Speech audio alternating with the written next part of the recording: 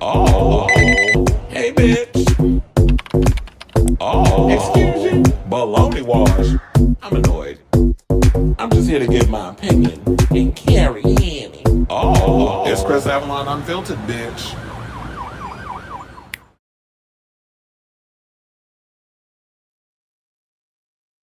Y'all, welcome and happy new year. It's your boy Chris Avalon, and welcome to a brand new episode of Chris Avalon Unfiltered, a show we basically talk about all things going on in celebrity news, pop culture, hot topics, all that good stuff. So, if that is a show for you, definitely stick around because we got a lot of tea to spill today, including we got to talk about the box office, everything that's happening. Avatar officially crossed the $1 billion mark, and it looked like Sydney Sweeney got a hit on her hands. So, we'll get into that.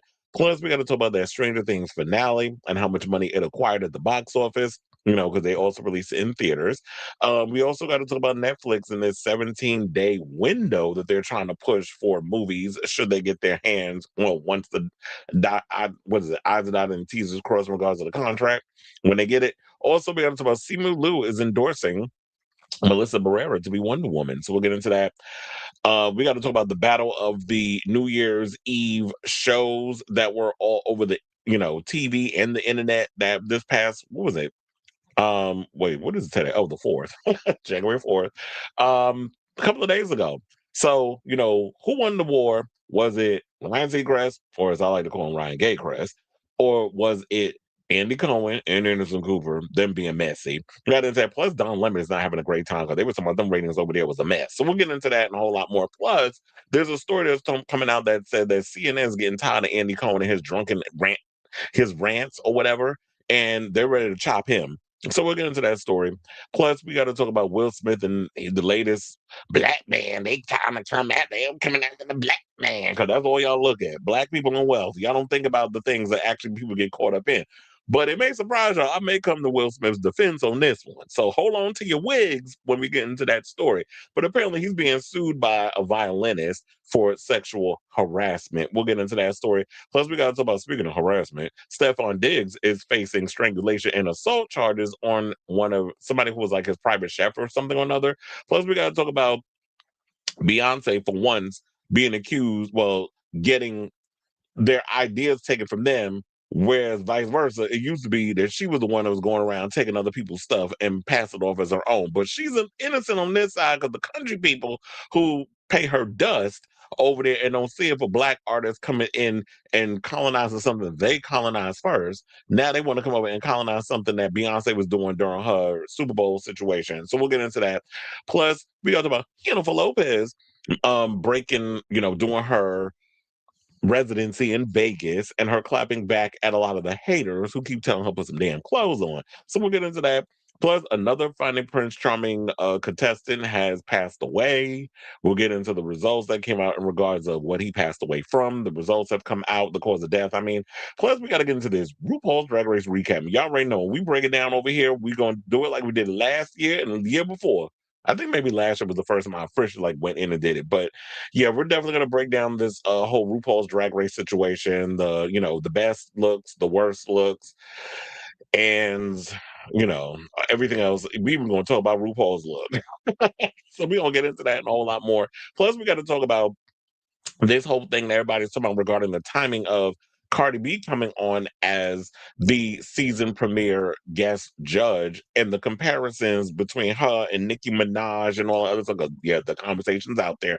Out Magazine did a whole article on it. We'll go through it and we'll give our opinion. So before we get to all of that, if you could please do me a solid, hit that like button. If you are new to the channel, hit that subscribe button and also be sure to smash that notification bell so that way you know when we go live with a brand new episode of Chris Avalon Unfiltered.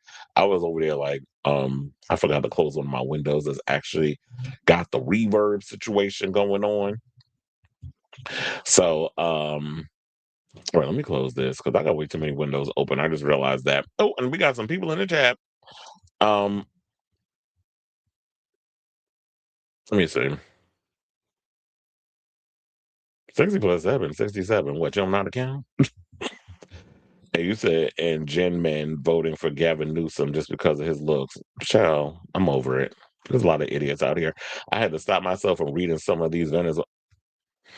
Oh, yeah, there was that too. One of my friends who is Venezuelan, shout out to him, Gio. He lives in Boston, but I'm telling all his business. But well, how we became friends, we met in the circus, and he was always like the life of the party. He was always silly. But with him, he is Venezuelan. He is happy over the whole Maduro being removed because Maduro is corrupt, which is true. So was our president. But my thing has always been okay, so um the thing with him is that okay, so we take Maduro outright, but y'all keeping the vice president. That's the funny part. So the vice president's not gonna go either. Y'all keeping her. Why? Because she's gonna do the dirt that y'all need her to do. Otherwise, you're gonna threaten to kidnap her or do something crazy to her, which is an MO that a lot of our presidents done. Obama has done it. Bush the second has done it. There have been many presidents over the years that have infiltrated, gone in people's countries, acting like you trying to dethrone corrupt politicians, only to put people in place that's going to give y'all what y'all want because it's all about colonization at the end of the day. Prime example, there was the president of Yemen who they removed, but first they raped him, stuck a bat up his ass, I believe, and unalived him, and then replaced him with somebody who was basically going to be a little bitch. This is what our country does. We are notorious for being one of the most terroristic organizations on the planet. We all do the whole, I just can't. So everybody's all surprised because everything with Trump, the Trump administration, it's times 10. But our country's, many of presidents have been doing the mess. Okay. So happy New Year to you all.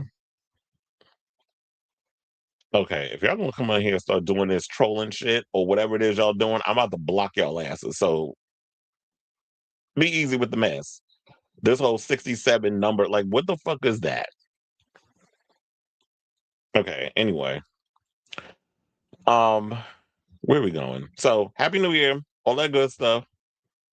Okay, talking about he preacher. I don't well, whoever that is, I don't know what the fuck all that 67 preacher. I don't know. It's Sunday, I understand that, but take that church shit to somebody else's channel. Cause like I don't know, understand none of that mess. So without further ado, let me hit my banner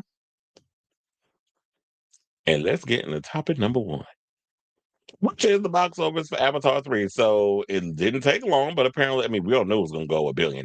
Now, of course, there's a lot of people out here that say, well, I don't think it's going to do 2 billion. Okay, it grossed $1 billion. Not many people make billions of dollars with a movie, whatever the case is. Avatar is doing its thing. So I guess that means that we're going to be getting Avatar 4. At this point, do we really need another Avatar? But y'all apparently like it. You like all the visuals. You like them telling the same damn story with every freaking movie. And from some reports that I've heard, some people said that they prefer Fire and Ash more than the Way of Water and all the. And I don't know if this the first one because the first was always gonna be the first one. That'll always be like the classic. So I don't know. It's a little blasphemous. People be like, "Well, I actually like the third film better than the original." They be looking like at you like you crazy. But if you do like that one more than the original, then that's on you. Everybody has a right to their opinion. But so yeah, it grossed over $1 billion at the global office, and it's only been in theaters for 18 days. So that's awesome. But and also not only that, but it looked like Sydney Sweeney finally got her a hit. Because everybody was out here talking about she's flopping the flop at the flop. But if you're going to do a movie where you're going to be showing your boobs and doing something very based in the world of the Hand that Rocks the Cradle, it's kind of got that Lifetime movie of the week, you know, vibe going or whatever, then those are the type of movies I guess people want to see Sydney Sweeney in. But anyway, let's get into the Hollywood Reporter's story. So they said after a bumpy 2025, the new year's off to a good start at the domestic box office, thanks to a varied number of holiday titles that moviegoers are continuing to feast on before schools and college resume. I almost said resume. And extended work vacations. And indeed, New Year's weekend revenue looks to be a post-pandemic best. In New York, kids go back to school, I believe, on Tuesday, which I'm like, it's kind of weird that y'all doing it too. Why not Monday? But anyway, like I said, leading the pack, of course, is James Cameron's Avatar: Fire and Ash, which flew past the 1 billion mark at the global box office on Saturday. Disney in 20th Century will announce full details Sunday morning. It was Sunday evening, but I don't think we have an update on that yet. I may have to check. It's another notch in Cameron's belt, who already directed three of the four biggest movies of all time at the global box office, led by Avatar and followed by Avatar: The Way of Water and Titanic. Avatar 3's global earnings through New Year's Day were a mighty 935 million, including 266 million domestically and 699 overseas. On Friday, it earned another 14 million in North America from 3,832 theaters to finish the day with a domestic total of 280 million. Based on those returns, it should win the weekend with a chart-topping 36 million to 38 million as it crosses the 300 million mark in North America, in addition to the billion-dollar milestone. So it only grossed 300 here, but I guess it made 700 overseas, which I already said, like, it seems like the overseas demographic tends to appreciate these movies more than America does. We're not a loyal bunch. We like things when it's hot and trendy at the moment, and then we're ready to just move on from the thing when once the next big cute little thing pops up. So it's just like, well, I don't care about this movie. I mean, I liked it then, but now it's been 10 years and I moved on to something else. It's like there's no loyalty with America when it comes to things. I guess the only genre that people are really loyal with his horror films. But stuff like this is like people like what they like, but it seems like the people on in foreign countries tend to appreciate international markets, I should say, appreciate these movies more than we do. Unless it's Lilo and Damn Stitch. Now, which I actually like, by the way, and it's on Disney Plus if you want to check it out. But anyway, so they said as of Saturday, it is one of the three Hollywood movies released in 2025 to cross $1 billion. After fellow Disney titles Lilo and Stitch with 1.38 billion, and record-smashing Zootopia 2, which has grossed 1.51 billion to date since its Thanksgiving release. And Disney was having it rough, especially with Tron, which I believe is coming out in a couple of days on Disney Plus, and a bunch of other films. It seemed like the animated stuff was really what kept. Well, Lilo and Stitch was live action, but it seemed like Zootopia, Lilo and Stitch, and of course with Avatar, we all knew that was going to be the billion-dollar film. So, and that is that, and it's still going strong. Zootopia 2 is expected to fall a scant 7% in its sixth weekend to come in second with 18 million or more than three or more from 3,285 cinemas. Now, and so the sequel passed up Frozen 2 with 1.453 billion to become the top grossing title in history of Walt Disney Animated Studios, not adjusted for inflation. It has also become the top grossing Hollywood animated film of all time in China with a running total north of 560 million and its second biggest film of all time behind Avengers Endgame in 2019. Disney has enjoyed a banner year, blah, blah, blah, so on and so forth. Now let's get into the other stuff. So several other titles are also holding in exceptionally well at the New Year's weekend box office.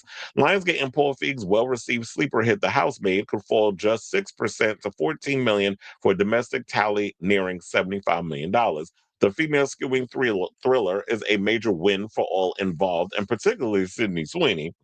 The actress came under fire for an American Eagles jeans campaign. She recently began addressing the issue, which basically might have helped.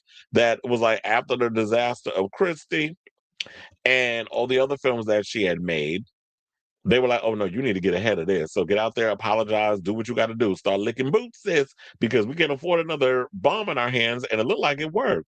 Or maybe what it was the, like I said before, people don't want to see Sydney Sweeney playing some lesbian boxer. They want to see you out here being a cleaner of somebody's house and doing house items, trying to deal with a crazy lady and all the craziness that ensues in this movie, and you show your boobs or whatever the case is. They want you playing that type of stuff. They want to see you giving Cassie and every. It seemed like because well, if you look, you know Euphoria, you know what I mean. So Marty Supreme is also headed for a fourth place finish this weekend with 11 million to 12 million from 2,887 cinemas. It continues to outpace Sony's Anaconda. Well, that movie looks terrible. I would not want to go see that crap. I'll probably wait until it comes out on streaming or whatever, but Anaconda is not something I'm rushing to go see. And also Song Sung Blue, starring Hugh Jackman and Kate Hudson, alongside Angel Studios' faith-based David. Jesus Christ, with those freaking movies. Song Sung Blue boasts the highest audience ranking on Rotten Tomatoes with 98% of any Christmas title playing nationwide. What happened to that movie with there was a movie that came out with this, oh my god, what, I forgot his name. Will Arnett, I believe. And he plays like he's going through a divorce and he plays like a comedian or something. I think it's called Is This Thing On? I've seen the trailers for that in the movies. That actually looks pretty good. I want to see that. I haven't heard anything about that movie. Did it come out yet?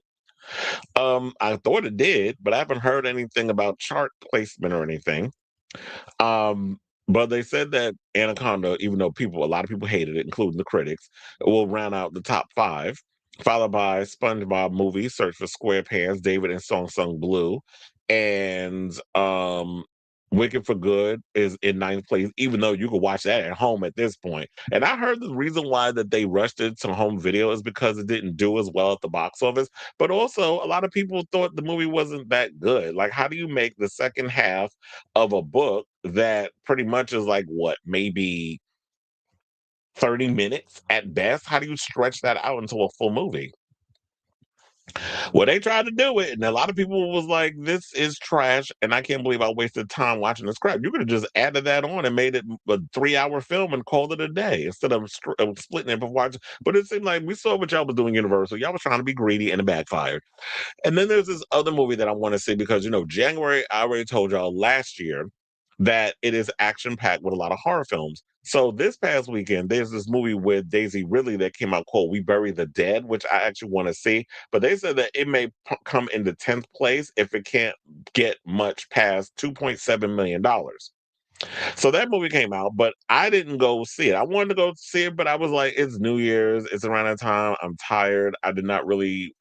I just wasn't up for like being in a movie theater this weekend. Now, this coming week, I forgot there's another movie that's supposed to come out on January 9th. That's a horror film that I want to see. I gotta look it up because I can't remember all the time, but I know it's something I want to see. And I know we got 28 years later, the Bone Collector is supposed to be coming out this month. Oh, I know what it is. It's Primate, the one with the monkey that goes crazy. I want to see that movie, and I heard it's really good. So I got to get my ticket because I have a list to see that film. So this movie that I was telling you about, the zombie movie, they said it's playing in 1,172 theaters. It stars Daisy Ridley and premiered at 2025 South by Southwest. The story follows a young married woman who travels from America to Tasmania in hopes of finding her husband alive.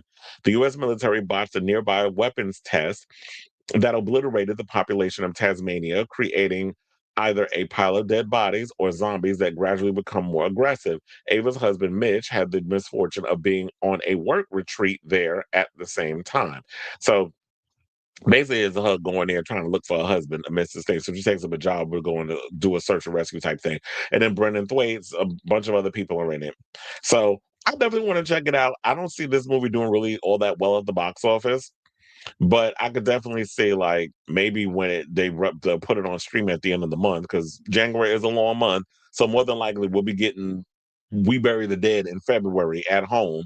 And I'll just have to check it out then because there's a lot of stuff coming out in January that's warranting my attention. And I'm just, from my job and on my schedule and everything, I do not have time to be sitting up in the damn movies to be trying to catch everything. So I got to pick and choose at my discretion. So I say all this to say, when you guys think of this story, are y'all shocked that Avatar is another $1 billion hit for Disney? We all knew that was going to happen, but I guess at the end of the day, the real conversation will be compared to will it do Way of Water numbers or surpass that? Because Way of Water did 2 billion at the box office.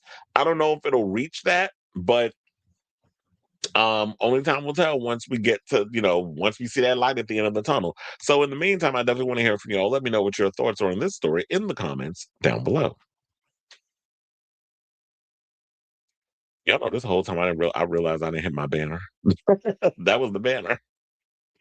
So I was like, I totally forgot to put it in. It's been a minute. You said you're doing it Thursday. Well, let me know how it is. All right, y'all. Now, speaking of box office, let's get into Stranger Things box office. So Stranger Things, the franchise, the series, it's all over. We can all move on with our lives. I'm sure they'll be giving us 1,000 more, or trying to attempt to give us more spinoffs, whatever the case is. But until we get to that bridge, let's just focus on the show that we've been focusing on for the past decade. So Stranger Things. Oh, I know what it is. Now I know why. Now I know what's going on. I messed up on this whole situation, which is um I did put it on. The problem is that I got to do my freaking. I got it on for like 10 seconds and didn't realize that I didn't change the thing. But anyway, let's get into it. So not that. That's not it. Hold on, because it's like, do I gotta go through all of these and do that? I'm not doing that right now. That's a lot. So let's get back into the thing. So yeah, Netflix and Stranger Things came and went. It was a big hit on the streaming services. The thing crashed again. A lot of people said it crashed. It didn't crash on my end. Well, it's probably because I watched it the next day because, like I told you, I had to work the Fish concert at Madison Square Garden, so I didn't get to see it like everybody else did. So I watched it. And funny, it took me 2 days to watch it. I watched the first half up until when 11 killed the big bad Vecna, and then I cut it off. And then the next day I watched the epilogue. I will say this. I enjoyed the epilogue more than I enjoyed the first half of the show. Which I don't know if that's weird to say, but let me know if y'all felt the same way in regards to that, because I was just like, yeah, I wasn't really feeling the whole episode. I was really feeling like I liked half of it, and that was the epilogue. And I will say this: I'm not gonna hold you. I did shed a couple of tears, quite a few times with that, especially when we found out that Elle's not dead and all that other stuff, and Mike was telling his story, and they were playing the Dungeons and Dragons, and then I just love the scene with Dustin at the graduation and basically giving the middle finger to the uh the principal and everything. That was cool. And then is it me? But I've been reading this, or maybe I'm reading too much into it. But there were some people that were saying that Nancy came out as a lesbian because there was something that was said during there. So there was like an Easter egg that Nancy might be a lesbian. Maybe that's why she broke up with Charlie Heaton. Well, his character Jonathan. I'm saying his real life name. But I'm like, I didn't get that unless maybe I missed it, or maybe y'all just want sapphic romance so damn bad that y'all just be reading too much into shit. So, and then yeah, also the beginning part and everything with Vecna and all that whole setup, it was. I don't know what it is, but it always annoys me. It's like y'all always gotta just take the time to have a full on conversation, like with between 11 and Mike. That whole situation in the mine, and he take and then like telling him he got to move on with his life. I'm like, really? This will be like he's looking dead at her. They're all holding him back with the military, and y'all having a whole 20-minute conversation. Like this is the thing that has always irritated me about Stranger Things. I'm like, y'all doing a whole fucking podcast in the middle of a crazy thing about to go down. And then we supposed to just buy into the mess. And so that was kind of irritating me. But other than that, I will say this. I was worried that it was going to teeter on Game of Thrones finale tease in regard to that. I'm glad it didn't fully go there, but I will say that it was a solid series finale. So let's get into the story regarding that. So, of course, a lot of people also went to go see it in the theater. I did see that Variety did an article where they were talking about like what it was like being in the theater with a lot of the Stranger Things fans and what they reacted to. I didn't get around to reading the article because it was just a lot going on. But if y'all definitely want to check that out, y'all can go over there, I guess, and read it. But so now sources told Deadline that Stranger Things finale cleared well north, sorry, of $25 million, possibly even 30 million in concession cash into movie theaters over its New Year's Eve and New Year's Day play. Well, that's because a lot of people's up there buying the expensive. And I'll tell you, one thing that annoys me about AMC and all these other places, y'all concessions are too expensive. And I understand like working in a movie theater, the way the theaters make money is when y'all buy the popcorn and the drinks and the candy and the merch and all the little popcorn buckets and all the other stuff. But Y'all be ODing. Like, I should not be paying $30 for chicken tenders and fries and a drink. And I also noticed, I'm like, didn't I used to get 5 pieces of chicken tenders? Now they give me 4. When did y'all start giving? When did y'all start deducing, taking away, deducting? When did y'all start doing that with the chicken tenders? Or am I? Or do they just be? Or have y'all not noticed that that's what that was? Because before it used to be 5. Back when I worked there, now it's 4. But anyway, so they said that of that figure, 15 million was generated to the number one circuit AMC theaters, off an attendance of 753,000. And it's funny how they're considered the number one circuit after John Campion just did a whole story. The other, what was it? Maybe last week, I don't remember. But he recently did a story about how the share for AMC is like down to $1. So how y'all still number one when y'all share in the company is so damn low? Maybe that's why. So yeah, so they were talking about comparison. 20th Century Studio Avatar Fire and Ash, the number one grossing film of the season, made a combined 23.7 on New Year's Eve and New Year's Day. Exhibition couldn't charge for tickets to the Netflix event given the cast contractual terms of residuals. Hence, the streamer and circuits got around this by reserving seats with concession vouchers. At AMC theaters, such concession vouchers cost $20 per seat. At 231 locations, AMC had a bit more than a third of the total theater count showing Stranger Things. AMC estimates that more than half of Stranger Things fans watch the finale in a movie theater do so at an AMC venue. Well, I think because AMC, regardless of how you feel about it, it's more popular, and I think there's more of those around than any other conglomerate. Like, I I get it's different in New York because there are Regals around, but I will say this, there are more AMCs that I have access to than Regals. If I go into the city, there's a Regal across the street from my old stomping ground, which I've never stepped foot near once I stopped working there. That's on 42nd Street. There's the one in Times Square. Then there's also one before I even settled down and finally got an A-list pass or subscription, whatever you want to call it. I used to do the Regal on 14th Street in was it Union Square? Yeah, 14th Street, Union Square. There's one over there. I used to go to that one every now and again. That's why I got to see the last Thor movie, where they call it on 4DX, whatever. Hated the experience for that movie, but I want to go back and experience the 4DX thing again. I just didn't like it in for Thor Love and Thunder because that movie was just trash. So where else am I? So, and they said exhibition wants Netflix to commit to theatrical runs more, and the streamer will have contractual obligations to filmmakers once they complete their acquisition of Warner Brothers. Stranger Things finale is something of an olive branch to exhibition and a means for Netflix to experiment and dip their toes in the theatrical business. Netflix co-CEO Ted Sarandos has waffled in his messaging on theatrical, telling an analyst on an earnings call post the success of K-pop Demon Hunters that Netflix prioritizes their first run movies for the service. Post Netflix firming up its bid for Warner Brothers, Sarandos has changed his tune, telling the media, "There's been a lot of talk about theatrical distribution, so we want to set the record straight. We are 100% committed to releasing Warner Brothers films in theaters with industry standard windows." But they're saying that, but then there's this story that came out from Deadline, and I saw a lot of other people pick that up.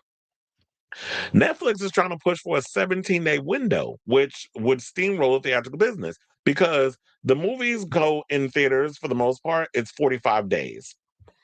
And that's usually been the case in regards to that. Now, what they're trying to do is this whole 17-day thing. I don't like that because the 17-day thing feels very much like what they were doing when they would put Wake Up Dead Man or any of their other films or Frankenstein so they could get it nominated or the buzz talk for the Oscars or whatever the case is, or any kind of award buzz. But I think for the Oscars, your movie has to be in theaters in order for it to be considered.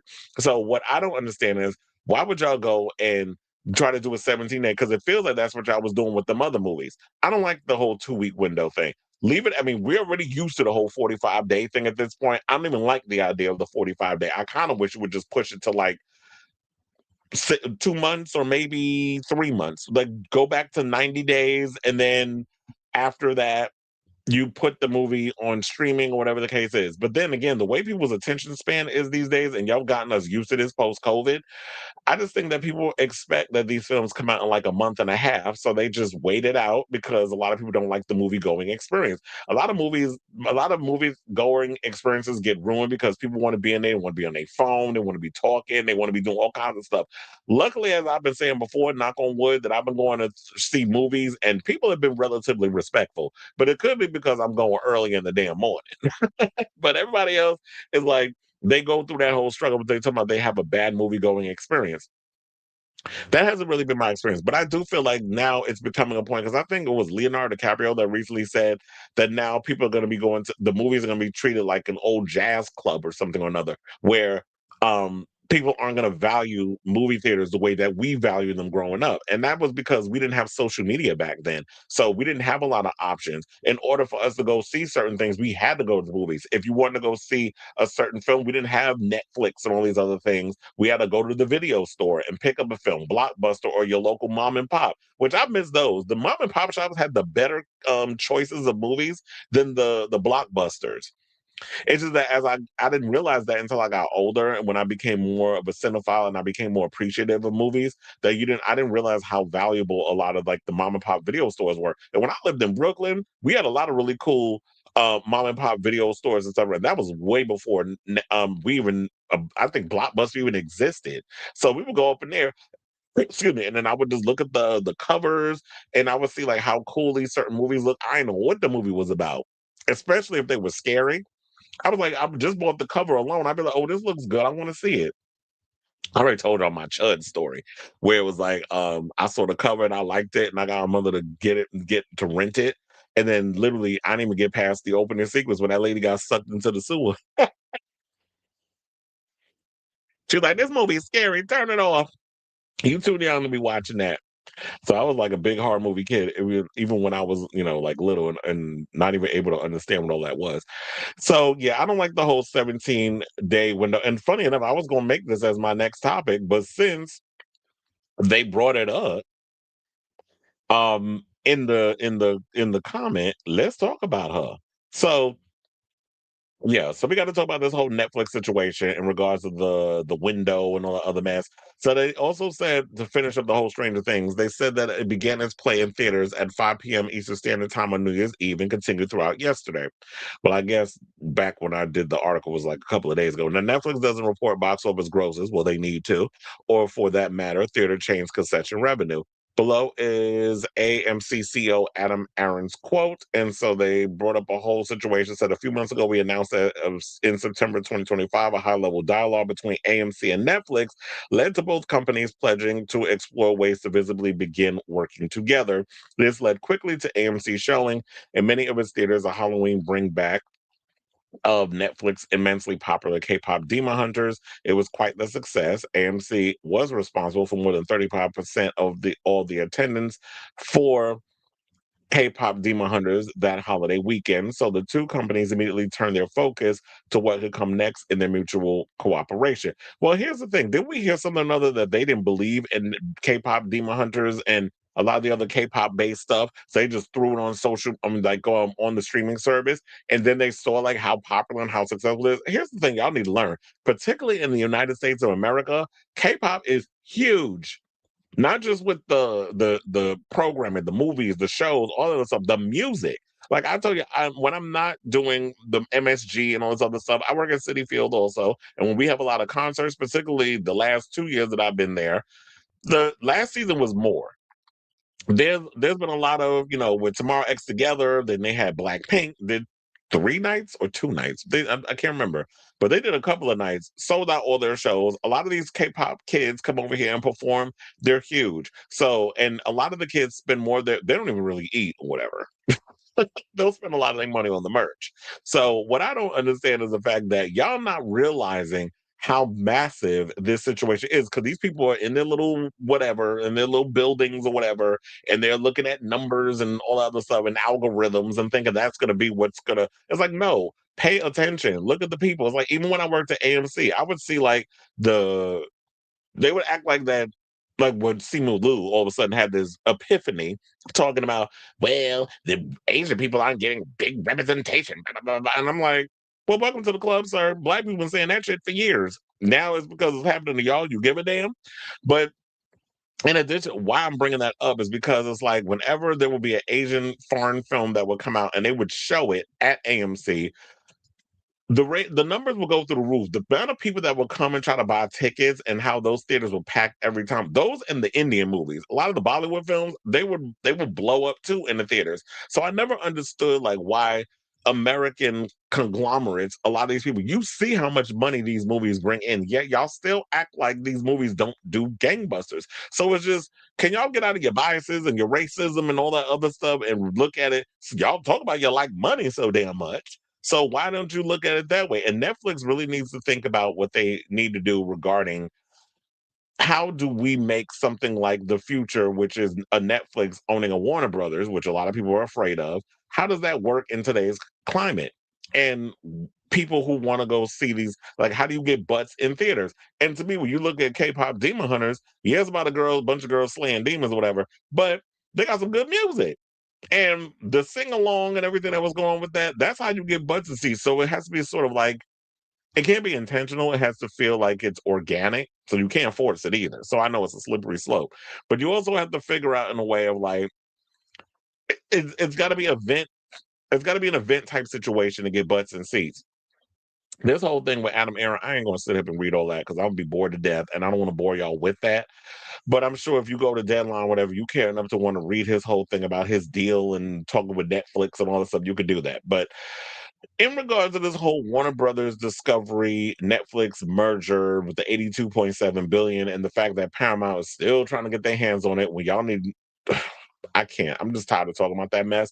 But this 17-day window thing, I don't like it. I already heard that James Gunn was talking about that he's thrilled that Warner Brothers and Netflix, this whole merger is happening. Well, what else is he going to say? That's like, man who has a job at a company is, of course, going to be excited that some other company is going to come in and merge, do whatever. As long as his job is cool, is copacetic and he ain't going to be affected by the mass changes or whatever is going to happen should that we cross that bridge. Of course, he's not going to go against Netflix. What do you think he's going to say? Oh, I think it's a bad idea. It's bad on writers. It's bad on this. It's bad on. Of course, he's going to, give all its praises.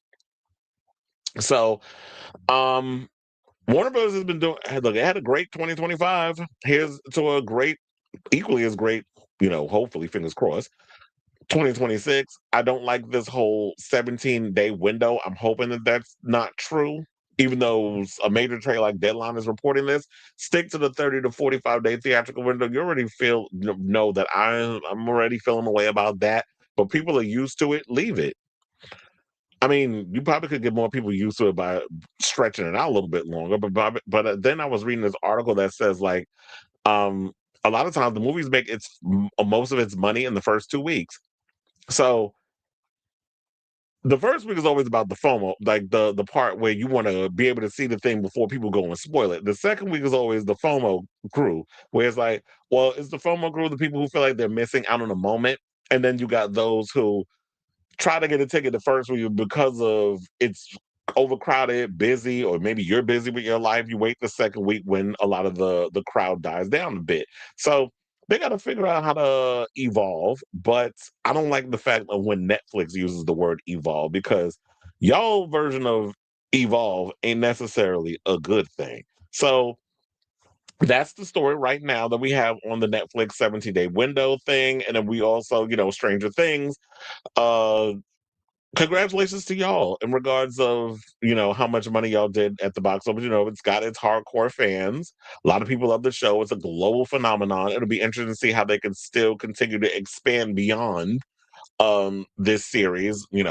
Theme parks and all kinds of other craziness. I'm sure Netflix will probably be cooking up, just especially for this generation that grew up on Stranger Things and loved the show. So I definitely want to hear from y'all. What did you guys think of the finale of Stranger Things? Did you catch it in the theater, or did you do like I did and watched it at home? Because I had to work and stuff. I didn't want to see it in the theater, but I just didn't have the time.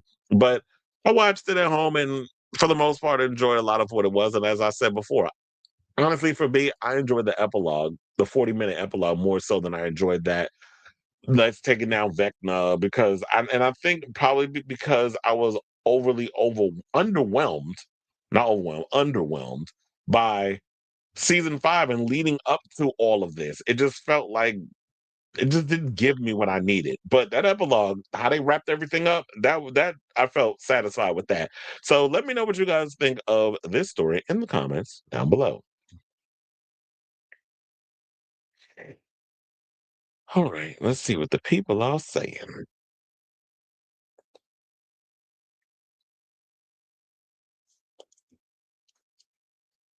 I have 6 streams up.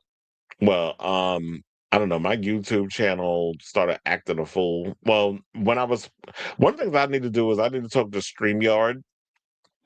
Is that when I'm creating the headline and all this other stuff, they'll be like, "Oh, you can't use symbols and things in your headline," and I'm like, "What?" First of all, I didn't do a whole symbol situation, so I don't know what you're talking about. And the more I try to correct it, it will create these things, which means like when the show was done, I got to delete all the other windows, which is annoying. And so, yeah, StreamYard, y'all need to get it together. So I'm gonna have to write to them after the show so they can fix that. Because I'm like, I didn't even use a symbol. What the hell are you talking about? And it was the J Lo thing. So then I had to take that out. It created it, and then I had to go and then refit and fix the damn headline for YouTube in post. I had no problem watching it as soon as it hit 8 p.m. My post Stranger Things depression lasted about 2 days before RuPaul's Drag Race season 18 cured it, and I listened to nothing but 80s music and read fan fiction. Funny enough, maybe he was lying because I'm like, everybody talk about that the thing crashed. I'm like, really? And first of all, things should not be crashing in 2025, 6. Well, technically, it came out in 2025 into 2026. So our internet should not be a mess at this point. But a lot of other countries are way ahead of us in regards of its infrastructure and tech and all that other mess. The tech bros and the bro girls, they're all more concerned about just making their money. Stranger Things didn't crash on my end either, and I saw the night it premiered about 8:30, half an hour after it became available. So somebody's lying. So they out there lying. I think they saying all that just because they want to hype it up. Man, oh yeah, the crash. I'm like, for who? Because everybody's saying it didn't. I love the epilogue. I love the happy endings everyone got, especially Will and Steve. Some people are hinting there will be a spinoff revolving Hopper and Joyce moving to Montauk. Um, yeah, because I was thinking, I was like, oh, y'all coming to Long Island? Okay. We'll see if that works. I said these kids can't count. They probably thought that was 5. Don't give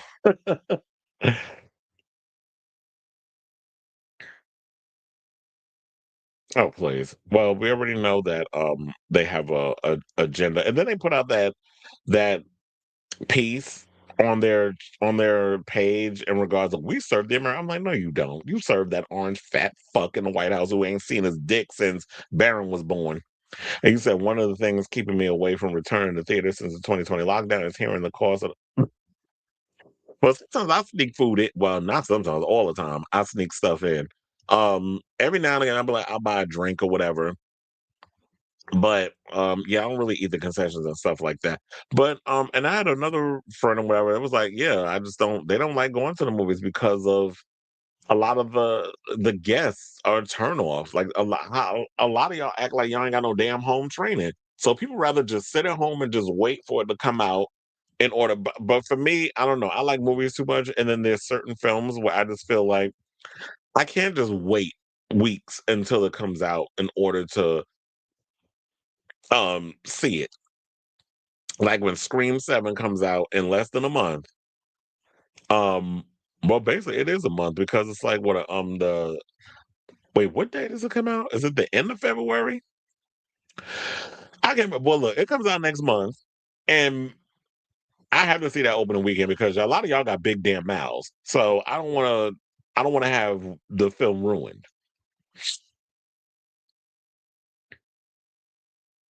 Like the whole finale, especially development of each character, like Joyce, action showing she had enough.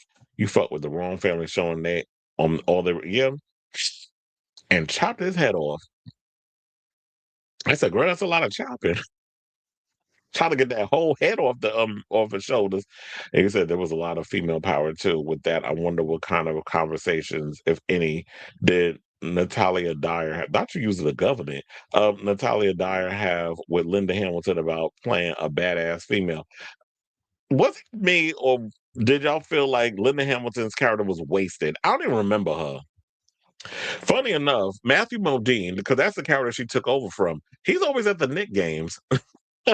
And they always play his scene from Stranger Things before they introduce him on the Jumbotron, and they play the Stranger Things music. So a lot of people, and they always go crazy because a lot of people remember him from the show. So there's also a rumor that 11 is getting a spinoff considering her debatable fate. Only the Duffer Brothers and MBB know her fate. Well, yeah, because Mike told us what he told us, but we don't know if it's true. But as they said at the end, they choose to believe. So they believe whatever they said. So we'll see what happens.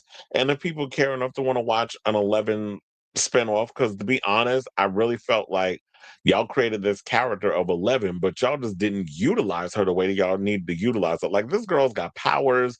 Y'all spend more time neutralizing her, be like, "Oh, I just want to, I want you to be safe," and blah blah blah blah blah. It's like, we get that, but she's not like your ordinary kid. So play that up. So that was like my frustration with the show. Was like, I felt like y'all were holding her back instead of letting her find her full potential. I'm not saying she need to go full Dark Phoenix, but I'm just saying, like, y'all should have just nurtured her to be able to get to that place where it's just like, oh, y'all can't mess with her. But then it was like, with this season 5, everything just felt rushed. So it did have a bit of that final season of Game of Thrones vibe, but it didn't fully go there. So I'll give them that.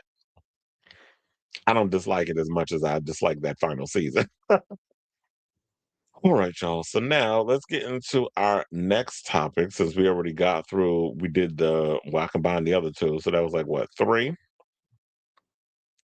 All right, let's talk about Shang-Chi star Simu Liu. So now, he's got this new show that's out with Melissa Barrera, and it's on Peacock. I haven't watched it yet. It's called the Copenhagen Test, which I think is doing relatively well for the streamer. But I've heard the show's gotten mixed reviews, so I don't even know if the show is good or not. Maybe I need to just check it out on my own and not just listen to what other people have to say. But there's a lot going on. We got the new season of The Traitors that just dropped, and then they got annoying ass Michael Rappaport up on it. I hope somebody knocked him upside the head on that damn show. But they got him, and they got we got Drag Race. There's a bunch of shows that's pulling for my attention. But anyway, so Simu Liu, who was a part of the MCU, he's endorsing his co-star to go work over there at the DCU. And by DCU, I mean he wants her to play One Woman, One Woman. All the world is waiting for you. That's a TV show. But anyway, so now it says at the end, shout out the comic book movie for this story. So now at the end of 2023, Spyglass Entertainment announced that they had fired lead star Melissa Barrera from Scream 7, as because of comments she made about the Israel Hamas conflict. Now everybody's on the bandwagon while she was ahead of the curve from the beginning. And we all have established, I don't need to beat y'all at, beat you over the head with it, but you already know why I stand on this. I'm still pissed off. As much as I am a Scream fan, I am pissed off at the way that Spyglass reacted in regards to this whole situation regarding Melissa Barrera. I feel like, and that one thing I also hate is when people go and say, why y'all keep asking celebrities for their opinion? Why celebrities always got to give their opinion on things? So what? People can't have an opinion, especially living in the good old United States of America. She can't have an opinion about stuff because people was getting mad at Ethan Hawke because he was talking about this whole situation that's been going on with Donald Trump and all those other mess. So I can't get my opinion, but y'all accept it when it's coming from people y'all like. But then when it comes from other people, then it's like y'all don't want to hear it. So I'm glad that she spoke out and said the thing that she wanted to say in regards of the atrocities of what's happening, like Israel going after Palestine and killing all these brown people for their land and all this other mess. She should have been able to speak out on that because she's noticing the atrocities of the world, and me noticing that and calling out America,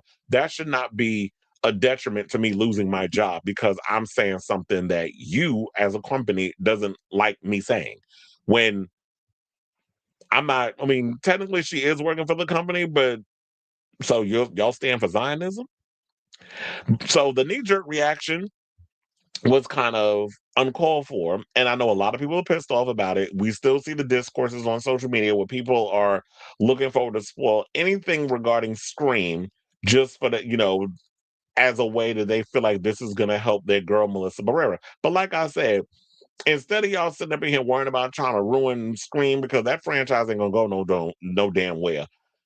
Instead of doing all of that, support your girl. Support Melissa Barrera. Anything she comes out with, go and see it. Like I told y'all, and I keep having to beat y'all over the head with this. I went to see Abigail in the movies. That movie theater only had like me and four other people in it. And it was a big theater. It was an Adobe theater.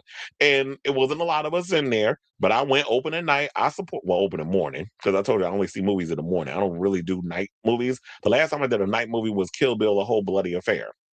So, and that was because that was the only time I was able to see it. And child, that was 4 hours. But I was like, God, this movie is so long. But I loved it because I've always been a Kill Bill fan.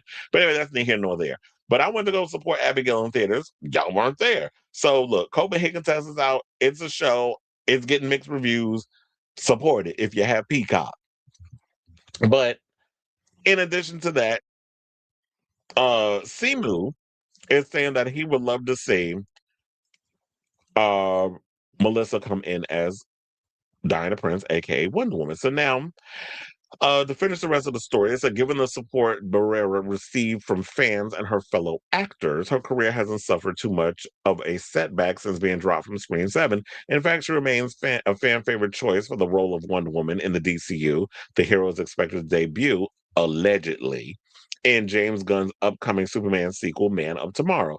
Now, doing the rounds to promote Peacock's The Copenhagen Test alongside Shang-Chi and the Legend of the Ten Ring star Simu Liu, Barrera received her co-star's endorsement to follow Gal Gadot, or as I like to call her, Gal Gadoodoo, as the new Diana Prince. Now that would be the ultimate cackle. See, y'all hate the fact that she spoke out against Israel, but you actually replace her with you replace her with a Zionist. Well, replace the Zionist with the pro-Palestine girl. That would be the ultimate shade, and I'd be here for it.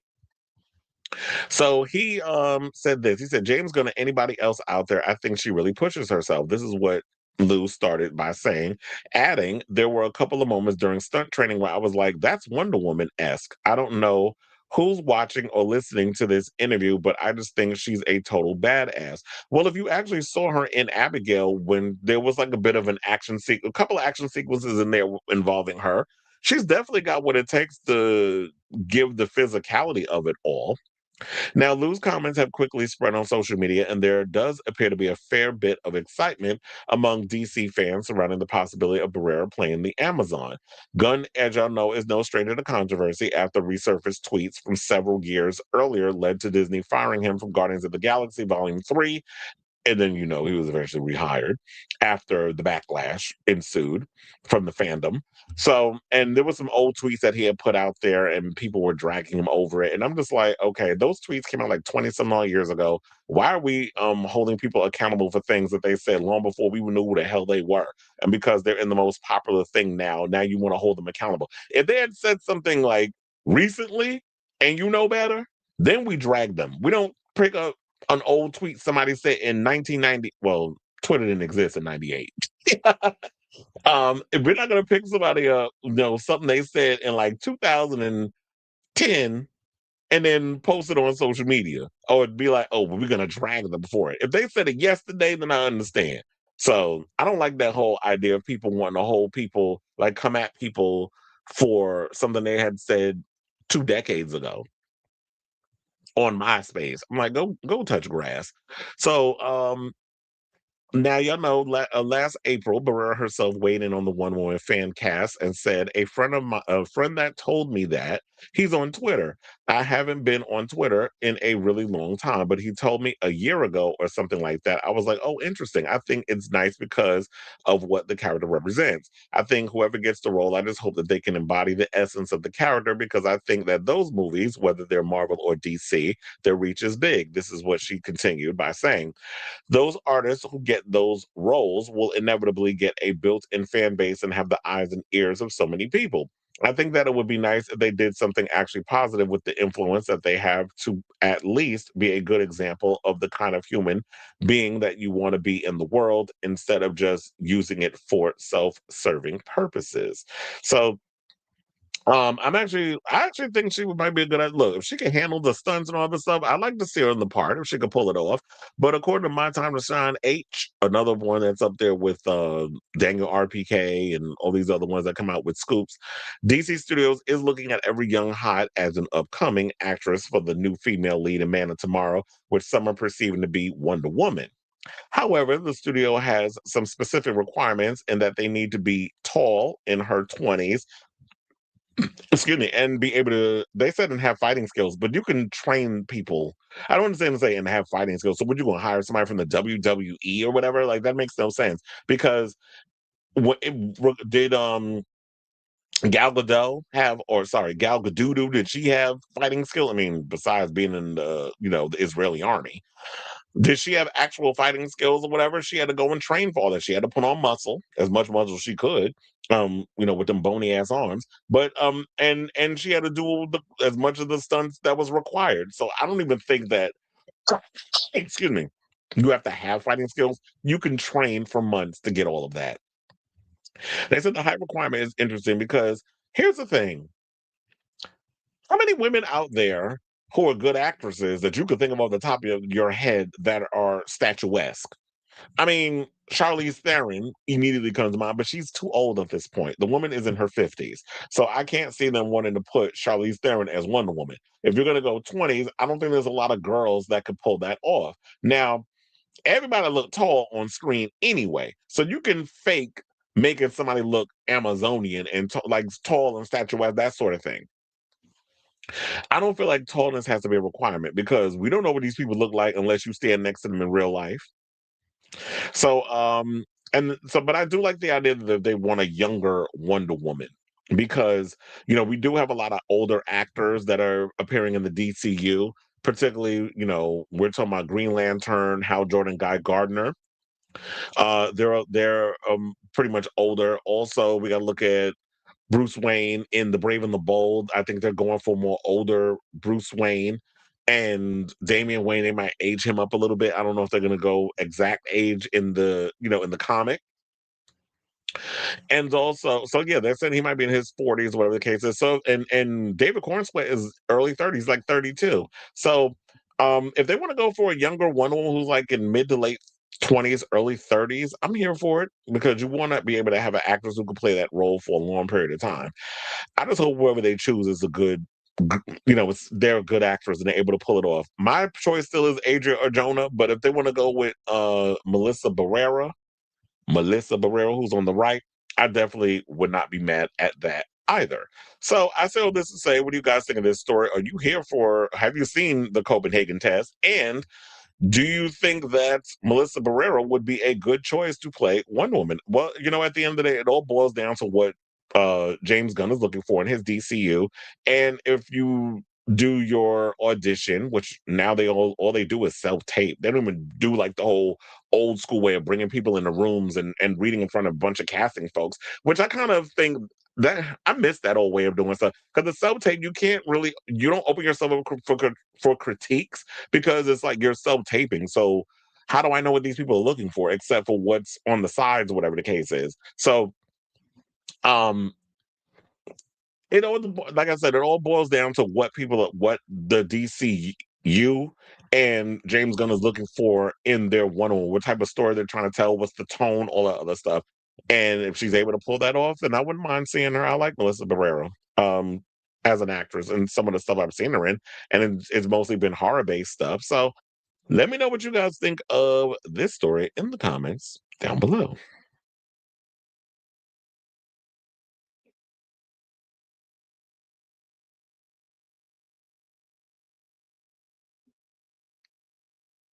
Mm, mm.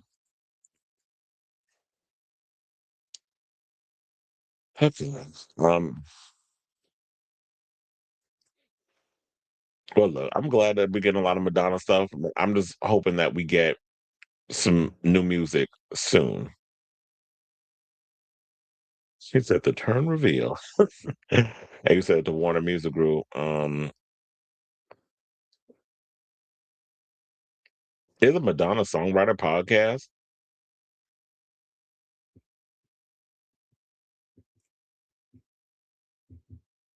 Masters was unheard of. Well, yeah, the times they have changed.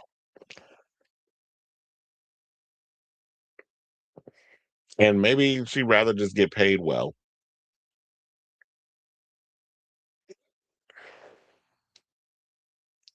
Sailor Mermaid's in the building. Happy New Year and happy Sunday. It said Gen Z has discovered Britney's Eminem tour. She had an Eminem tour. Wait, what's that? What's the Eminem stand for? Because uh, I draw a blank when it comes to Britney Spears tours. The only one I remember is the Onyx Hotel. Is that what you named yourself after? And you said a viral TikTok with 78,000 likes had the title "More Rare Aesthetic." The biggest pop star in the world goes on a secret 6-date tour under the name M&M. Yeah, where the hell was I when she did that? Because I do not remember that tour. All right, y'all. So now, let's get into some more New Year's news because we did talk about New Year's and all this other stuff. Let's get into this whole thing where with New Year's, you already know comes with the New Year's Rockin' Eve, and then you have Andy Cohen with his signature New Year's CNN thing with Anderson Cooper, which they both make my teeth itch.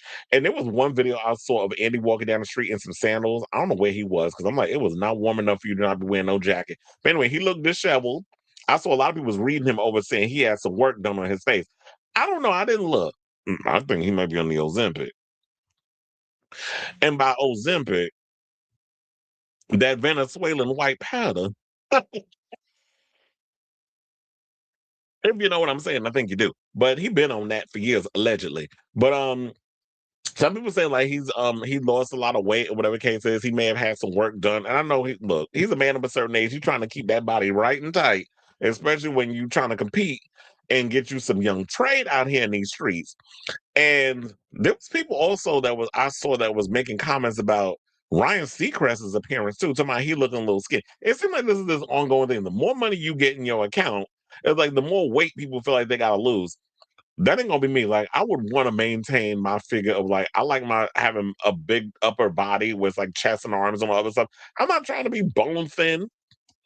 But then again, I might start sounding like Dave Bautista after a while. It's like I want to be taken more seriously in acting roles, and I can't just be towering over people with how big I. So I may end up having that conversation over the years. But anyway, so what I didn't know until I ended up watching like seeing the videos on TikTok because I didn't even know he had one. Don Lemon apparently had a New Year's special too with Big Frida, which I did laugh because he pulled a Tate McRae. He was, I guess, zooted out of his mind with these drinks that you see in the picture. And he had the microphone upside down. And it was like, yeah, that would be nice if you turn it around and you be able to talk into it. So he was so drained, realized the microphone was the wrong way. Remember, Tate McRae did the same thing when she was performing and the microphone was upside down. So, says now everybody know you up there lip syncing for your life when you be performing. She wouldn't be the first or the last. So, but of course, with all that being said, Ryan Seacrest yet again takes the cake. The Dick Clark New Year's Rockin' Eve is always the big money maker. It's the big ratings juggernaut, and I think it's because of Dick Clark's name being on it, and it's synonymous with in American culture. So that's always going to be the number one go to in regards to the New Year's Day. Me, I was bringing in the New Year with Fish and a lot of their bizarre antics, where they had dancing milk cartons, and then we saw a milk carton come down from the sky, and then they had the drummer who wears like this muumuu with circles on it. He was attached to a missile.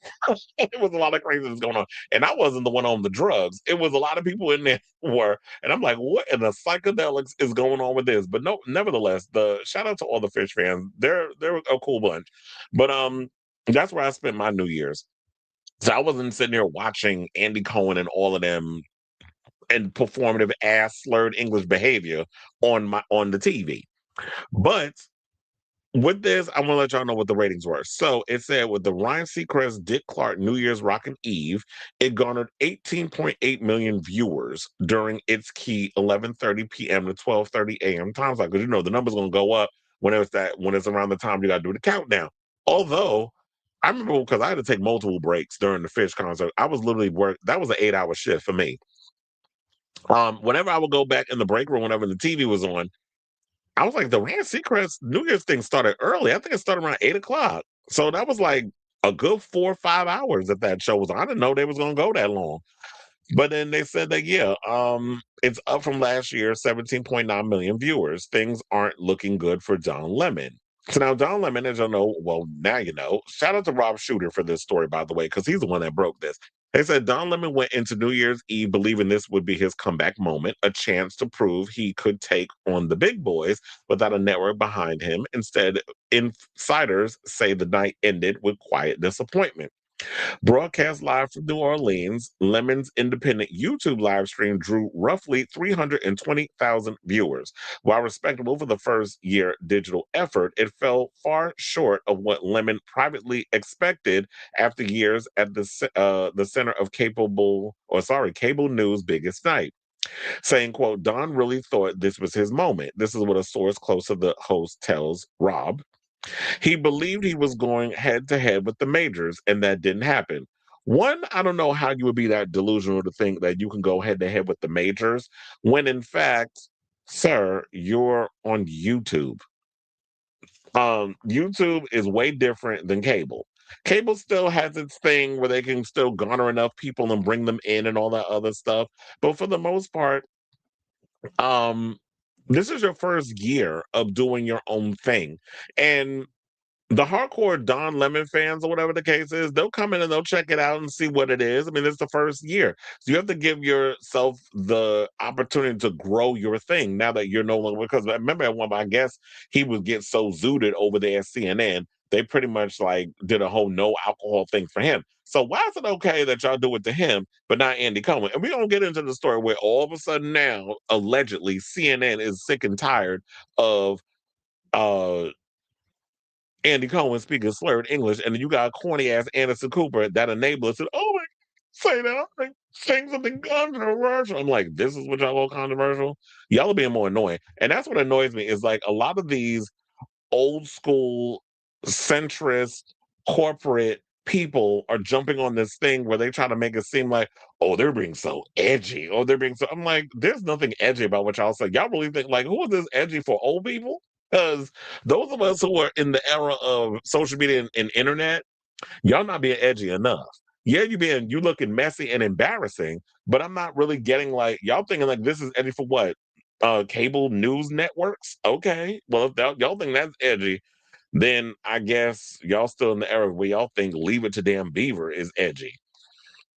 So what they were saying that is that freed from CNN structure, Lemon leaned into a looser, anything goes style, openly drinking on air, reminding viewers that he believes he helped invent the boozy New Year's Eve format. Well, of course, you know it's always black people that bring new shit to the forefront, and certain folks coming in, palm folks coming in, colonize the situation, try to pass it over as their own, and smear a little mayonnaise on it, and call it revolutionary. But they can never give what we give because we always at the forefront of pop culture, the gays and the blacks. So um they said he underestimated how much the platform matters. You don't realize what CNN gives you until it's gone. Well, it's a major network that was backing him, so that didn't really have to go in and do a lot of work. That's like me trying to start a whole New Year's thing. You know how many years you got to build that from the ground up before you get a whole lot of people to come in and do a thing. So I do feel like in a way it's unfair on Don Lemon's part. And if this story turns out to be true, I do think it's crazy how you would think in your first year of doing your own New Year's event on YouTube that you think that you could compete with Andy Cohen and Ryan Seacrest over there at CNN when they've had years of all of this doing that show together. We already know the backstory about the whole Kathy Griffin thing, and I still windmill on them for that. And that's why I don't even support them over there because of on the strength of Kathy Griffin and that whole drama that went down. Because they threw her under the bus because of the whole Trump head thing. But you got to take a couple of years. Maybe the numbers will go up next year. And I feel like that's will be where the comparison is. Let's wait until the next year numbers to see if it goes up slightly, and then we'll revisit this conversation. So They were saying this wasn't supposed to be a soft launch. Dawn thought he'd shake things up. Now, publicly, Lemon insisted he was having the best time of his life, telling viewers no one is having more effing fun than us. Privately, sources say the numbers told a different story.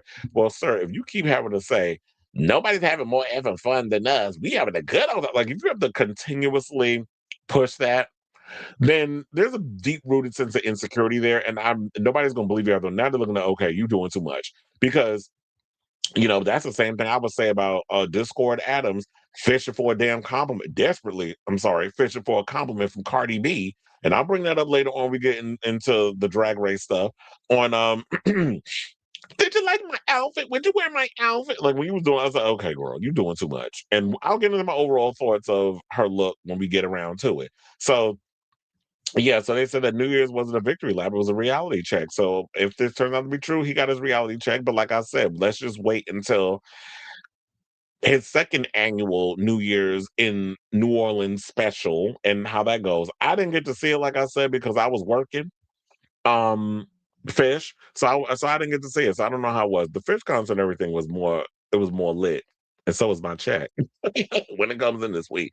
So in addition to that, so that's cute or whatever that Andy Cohen and them, I guess, beat him. But of course, you got the CNN machine behind you. So yeah, there's always going to be people that's going to go to that and don't particularly want a little more edge that they're not going to get from ABC and Ryan Seacrest and all other stuff. I still didn't even see the Robin performance, even though she did 2 nights in New York. And then you have people on social media talking about Americans don't even know who Robin is. Y'all really think that a lot of us is out here is dumb? Like we don't know music or anything. Now, don't get me wrong. There's a great amount of Americans that are out there where the buses don't run and don't got a lot of brain cells to rub together to formulate an intelligent sentence. However, we do be on our shit when it comes to certain artists, especially ones that we have that's on. Like I've been listening to Robin since her "Show Me Love" days. What do y'all since Robin is here? So don't play in my face with that. But then again, I'm a music connoisseur, so of course I would know who she is. So now to get into the Andy Cohen and stuff side, where they talking about that, oh yeah, he beat Don Lemon on YouTube, blah blah blah. Blah. I'm like, whatever. First of all, YouTube numbers and CNN completely different. Now, if y'all was streaming on live on the CNN YouTube channel, then maybe we can compare the numbers. But to get into this other thing, who knows? Maybe they're going to be fishing for some new people because according to Rob Shooter again, he said that Andy Cohen's wild antics alongside Anderson Cooper for CNN's New Year's Eve broadcast. According to insiders, they're claiming that network executives are considering ditching the Bravo star due to his embarrassing behavior. So Andy Cohen days at CNN New Year's Eve wild card may be finally over. Multiple insiders report that the network is quietly preparing to move on after years of growing frustration with his on-air behavior. Sources inside CNN Hudson Yard headquarters. Damn, did everybody move this Hudson Yard? Because it's like all of the ABC stuff, Eyewitness News, I almost said Regis and Kelly, child. That's how far back I'm going with that. Kelly and Mark, because she done gone through a revolving door of co-hosts. And The View, all these shows shooting Hudson Yard. I'm like, damn, why is everybody all of a sudden in Hudson Yards? So yeah, so they said the Hudson Yard headquarters say staffers have long been uncomfortable with Cohen's Bravo style antics clashing with a news organization eager to restore credibility. Saying this is CNN, not Bravo, one insider says bluntly. That works what works on reality TV doesn't belong on a serious news network. And I was gonna say, well, why don't he do a New Year's thing at Bravo? He tried that one year with Watch What Happens Live, and that was a mess. I was like, what is it? I had to turn it off. That's how bad it was. But and I was like, I don't care about a bunch of these no talent, has been old ass drunks on here spewing a bunch of nothing. Although there was someone there that was entertaining, like Sonia Morgan, a bunch of them. But I was like, nobody don't care about sitting with these old tight ass broads. But that's Andy's shtick, so we got to go along with it. So now they said the breaking point came during CNN's latest New Year's Eve broadcast when Cohen launched into a profanity-laced alcohol feud, speaking all kinds of slurred English, targeting outgoing New York City Mayor Eric Adams. Outgoing? First of all, tied ass, corrupt. Those are the words we should be using. Or but you say outgoing man, his ass is going out the door. Is that what we talking about when we say outgoing New York City mayor? Because there was nothing outgoing about him, except when he would always go to them clubs. And one of a friend of mine spilled some tea to me about Eric Adams. This is the same moron I was running around during the time when we had the lockdown, you know, well, in America, but mainly in New York, we had the lockdown where people were supposed to be going to clubs and all kinds of other stuff. He's going and doing all kinds. He was out there partying with people in these little underground parties where you're not even supposed to be doing that because of the pandemic. That moron was out there doing that. Thank God he's going. And I heard he done left the country. Bye. Do let the door hit your black ass on the way out because I don't want his McGilla gorilla looking ass coming back. I hated. Never in my life have I hated a politician. I hated Eric Adams more than I despised Giuliani. And that's saying a lot because I couldn't stand Giuliani on the strength of how he destroyed a lot of my friends who worked in the nightlife scene when he was cracking down. And that was, of course, when I was illegally going to certain parties in New York because I wasn't old enough yet. How he cracked down on a lot of the parties and stuff that was going on in New York because apparently there was a lot of mobsters that were running a lot of the nightlife scene and stuff in New York. So they also said that, yeah, so him going on his rant, it was stupid. It was embarrassing. I posted on my social media, so if you follow me on Facebook and the like, I'm sure you've probably seen the clip that I posted up. It was kind of embarrassing. You looked a fool, but this is something he does every year. So I don't know if I 110% believe this story because while the fans are loving it, because I remember read some of the comments, people was like, "Well, we like when he be getting all drunk and blah, blah, blah." So y'all feeding the beast. The people apparently like it. Y'all know y'all ratings go up. If you were to get rid of Andy Cohen for next season, who you gonna replace him with? Y'all had unfunny ass Amy Sedaris attempted to make a trans joke, and that didn't go over well. But I'm like, that bitch ain't never been damn funny. I hate like one of my least favorite episodes of Drag Race is when her and is that her brother or husband? I don't know. It was another one with a Sedaris last name. They did an episode together, and I was like, this episode is so goddamn dry. Why did y'all have them on there? But I get it. That was when as Gia Gunn would say, or is there no budget this time around? So there was really no budget for the show. So you get who you can get. Now they go for people like Cardi B and bigger artists of that magnitude. So then they also said that insiders say the incident capped years of internal complaints involving excessive drinking, political rants, unpredictable behavior. Yeah, because all of a sudden everybody's sensitive about politics, especially when it's left leaning. The right can go and say and do whatever the hell they want, and they still, they got everything they want out of the deal, and they still miserable. But let some, you know, left leaning person like Andy Cohen is come out and give his opinion on how horrible of a mayor that Eric Adams was, which he has a right to do, because I couldn't stand his ass either. So rant on. But if y'all like it, that's what he's gonna give you what you asked for because they like all that ranting and him being a drunken mess and Anderson sitting there. Oh my God, you're saying something good. Well, stop it. Something all that corny, fake, phony bullshit he does, which it makes my damn. He just works my root canal nerve with that. Now, they said that CNN's parent company, Warner Brothers Discovery, as you know, is under financial pressure, prompting heightened scrutiny of all on-air talent. So they're saying how the timing could be worse on this. When a company is considering restructuring, you don't keep liabilities. This is according to a media executive. You clean house. Even Cooper is said to be distancing himself. Well, he didn't look like he was distancing himself on that episode. They said Aronson is a journalist. So they say. He doesn't want to babysit someone slurring through political reasons. Well, that's why you shouldn't go on them rants when you're drunk, because then you don't have your thoughts together. It also goes to show that there's a lot of celebrities who are just not very bright when it comes to talking politics. Which is what look when we talk about Nicki Minaj and Snoop Dogg and so many others, 50 Cent. We've said that many a times. Whether it's on the right or the left, if you're gonna jump in and talk about politics, at least know a little bit more than just what you be picking up on the Google search cliff notes given to you by AI to know what the hell you're talking about with politics. So it's like, I'm with you with what you saying with the whole Eric Adams thing. It was just, you wasn't making no sense because you drank too goddamn much. Now, maybe if you had like maybe 2 shots, then you'd be able to accumulate or formulate the words of what you got to say. But when you're down to shot number 8, it's like, nah, leave the politics alone. So they said inside CNN, the mood is clear. It's embarrassing, and CNN is done being embarrassed. Well, we'll see how that all works out at the end of the year if this turns out to be true that he is over Andy Cohen's antics. But to be honest, I love you, Rob Short. And a lot of times you be on it with the T. I don't know if I necessarily believe this. I do believe that they liking the antics until somebody goes in and buys up the thing. And who knows? Look, I was going to say if Paramount was to get their hands on it, more than likely this story will be true. But if it's Warner Brothers Discovery, I'm just like, I don't know. He'll probably be back there next season. They like all this foolishness. But like I said, if they were to get rid of him, who you replacing him with? So I definitely want to hear that from y'all. Who do y'all think would be a good choice to replace Andy Cohen?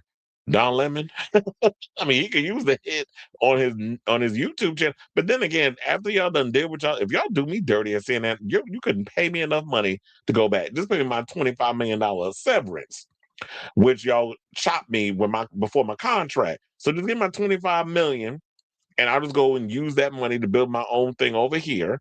And the good thing that I will say that I loved about what Don Lemon did is that he's not like these typical homosexuals that run to these allies or whatever the case is for ratings. He at least had some people within our community like Big Frida up there with him while he was doing the show. So I like that. But we need more of that. We need a lot more queer based artists, and that would be like, you know what, that'd be another great dream that I have that I would love to do.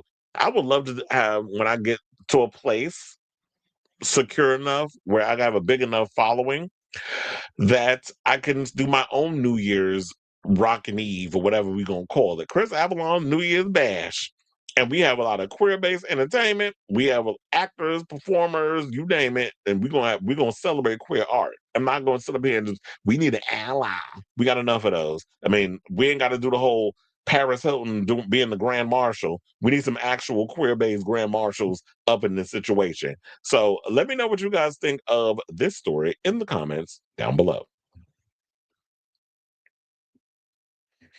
That was a lot to break down.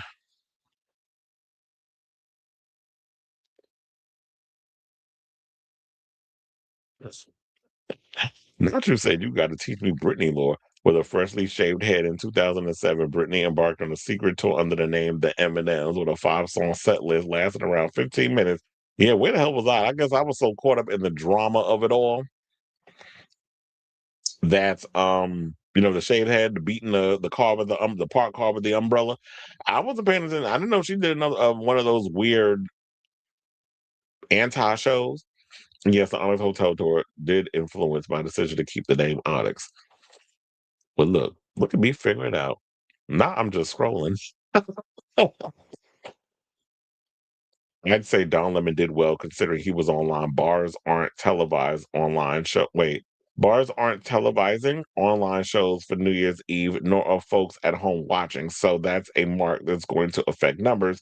He needs to be patient. Absolutely. That's why I said, like, you got to take your time to build that audience because it's like, yeah, um, bars aren't televising online shows. They're busy doing their own thing with having their own DJs, the go-go dancers shaking their behind. Then when it's time to do the whole countdown, then they have their own setup situation going. So they're not, I mean, unless I guess you go to like a sports bar or something, they would probably have that on. Who knows?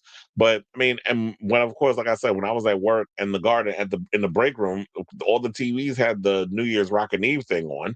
So um that's to be expected. Why did CNN hire Andy Cohen in the first place if they were so concerned with their image? So it seems everyone, regardless of color, is getting on the chopping block to kiss.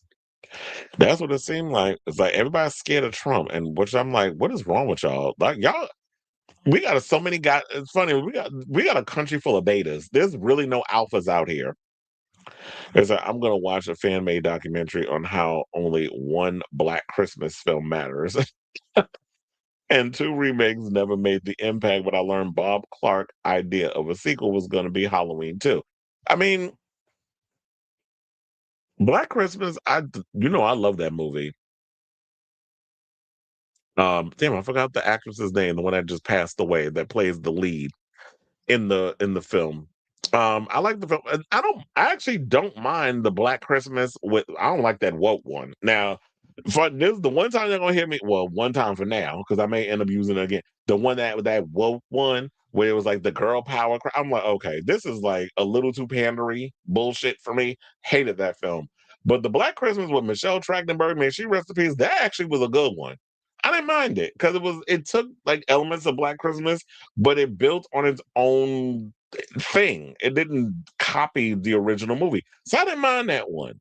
It's kind of like it's not as good as like when I was thinking about Silent Night, Deadly Night, the remake, where they took elements of the original film, but then they kind of brought this supernatural twist to it, which I love that of what they did with that. So I'm just like, yeah. If you can come up with a really cool idea, I'm here for it. So I didn't mind the remake. Um, as a negative, I mean, he revealed he would give you a prologue. Billy killed Olivia Hussey's character and two cops, but was sent to the mental institution. He escaped 10 months in the sorority house, but they are prepared as the Christmas massacre of 97. So her character died, and she was supposed to be pregnant. That would have been a little too controversial. It said it led them to prepare and fight back. He would finally reveal Billy as he would kill Billy off, but he never showed us Billy in case he was asked to do a sequel. They never showed him, but the weird part was I thought it was the boyfriend or whatever the case is because he had the green sweater on and the green sweater matched like when he was stabbing up Margot Kidder's character with the unicorn. So I thought it was him because of the sweaters was matching. 'Cause I don't think the original movie did well. What does what mean? Oh, you must be going back on stuff because we was talking about Eminem, which was explained. Now, here's a story that I am just overtly confused by. Let's get into this Will Smith story. So, Will Smith is the latest black man with money. Since this is the kids table surface narrative y'all always want to take when it comes to black people being accused of shit. Y'all want to make it about the color, and you want to make it about their tax bracket and how much money they have in their fucking wallet, which nobody really knows, by the way, unless I guess you IMDb it or look it up on Forbes. But nevertheless, Will Smith is the latest black man with money who's being accused of misconduct by some guy who was on his recent tour as a violinist. I'm like, first of all, Will Smith tours? I didn't even know he was out there touring, but I guess it was for that album none of y'all bought. But nevertheless, let's get into her.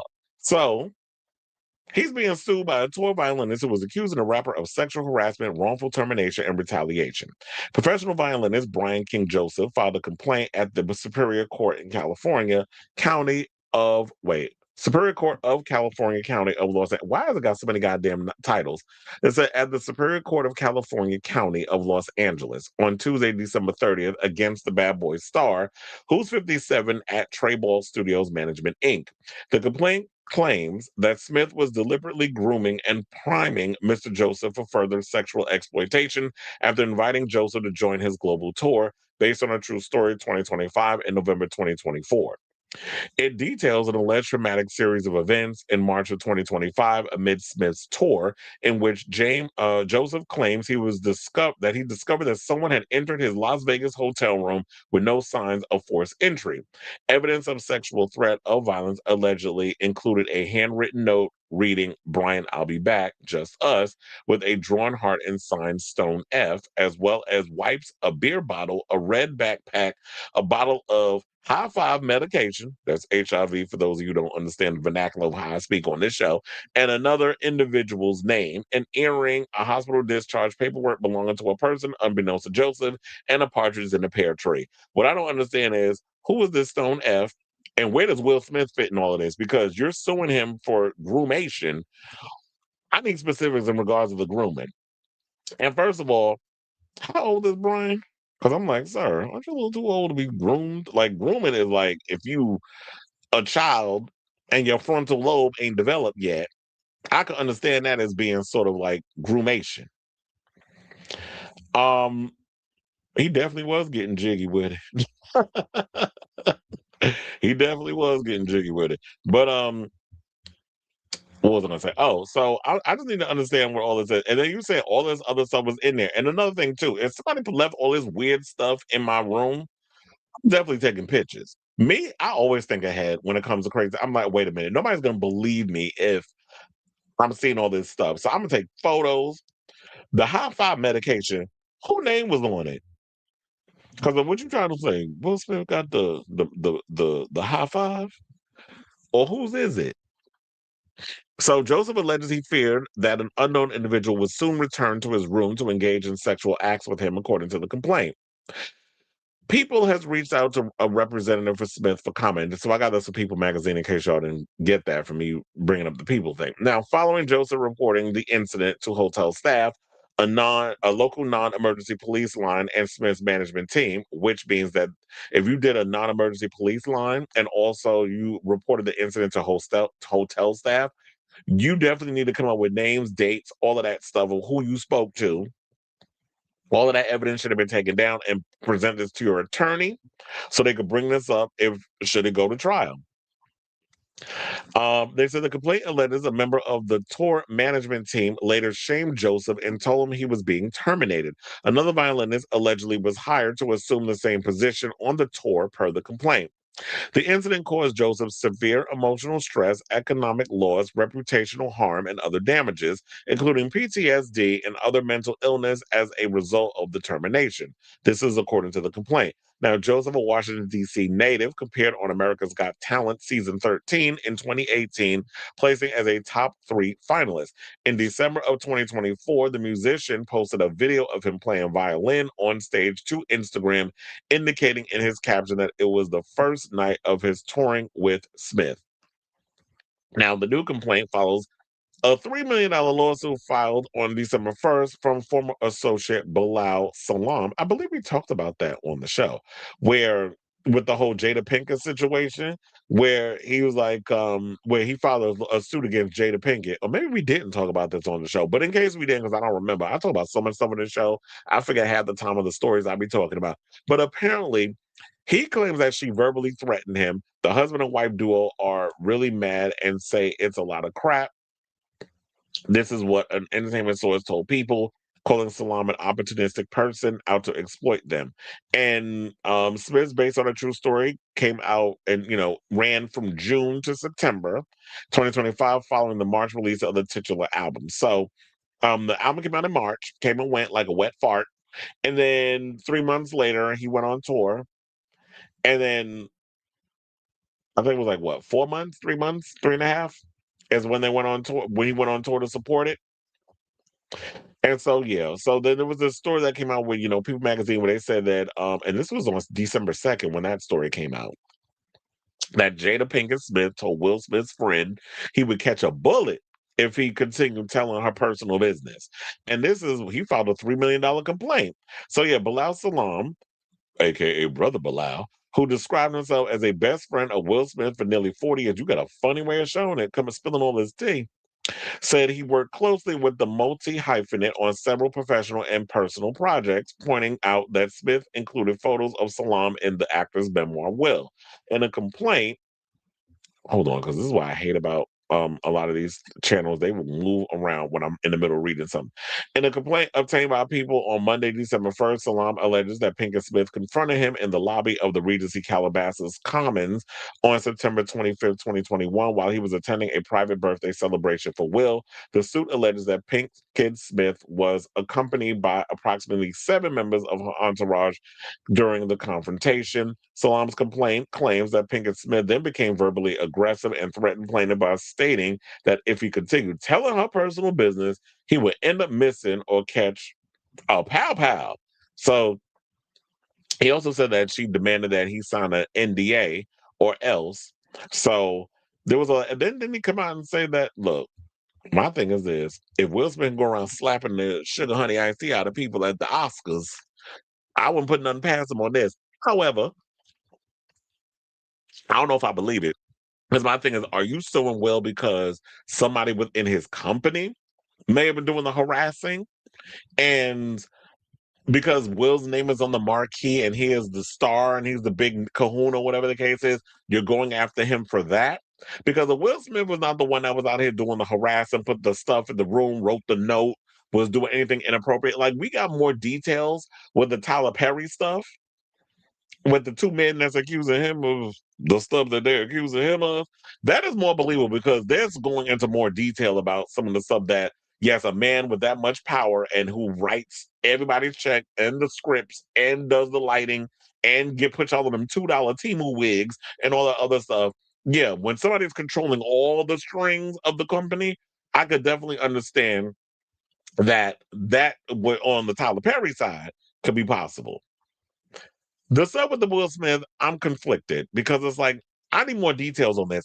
And before I forget, because I went on this whole thing about the Jada Pinkett thing, I forgot to bring up the actual guy's video, Brian King Joseph, where he posted on his Instagram something talking about this situation of harassment that he was enduring before he filed his suit. Similar to what what's his name? The Mario Rodriguez, I had to think of his name for a second. Mario Rodriguez did with Tyler Perry, which of course everybody was in his comments somehow, but why'd you take the money? Why'd you do this? Why? It's like, okay, I'm not going through that complexity of that again. If y'all want to get that whole detail, I broke it down in my little 45-minute segment on it, which it was a lot because we had to play the video from Love and Crime, I mean Law and Crime, and break down all the details of that. So that was gonna be a long video.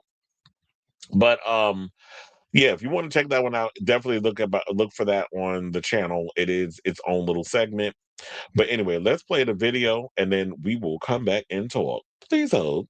Hey everybody, I just wanted to talk about something really important. Earlier this year, I was hired to be a performer on a major tour with somebody who is huge in the industry. So I was excited, proud of myself for getting the opportunity. Unfortunately, some things happened, and I can't get into the details of exactly what that was because it's already a legal issue right now. But the reason why I'm speaking out about this is because getting fired or getting blamed or shamed or threatened or anything like that, simply for reporting sexual misconduct or safety threats at work, is not okay. And I know that there's a lot of other people out there who have been afraid to speak up, and I understand. And if that's you, I see you. And that's pretty much it. More updates to come soon. Thanks for listening. All right. So, and then he turned off all the comments and stuff. But I think if you go on Facebook, there was a lot of people that commented on it. But I would just say this: is like unless you have a way that you can, I guess we'll just have to see how this story develops as it continues.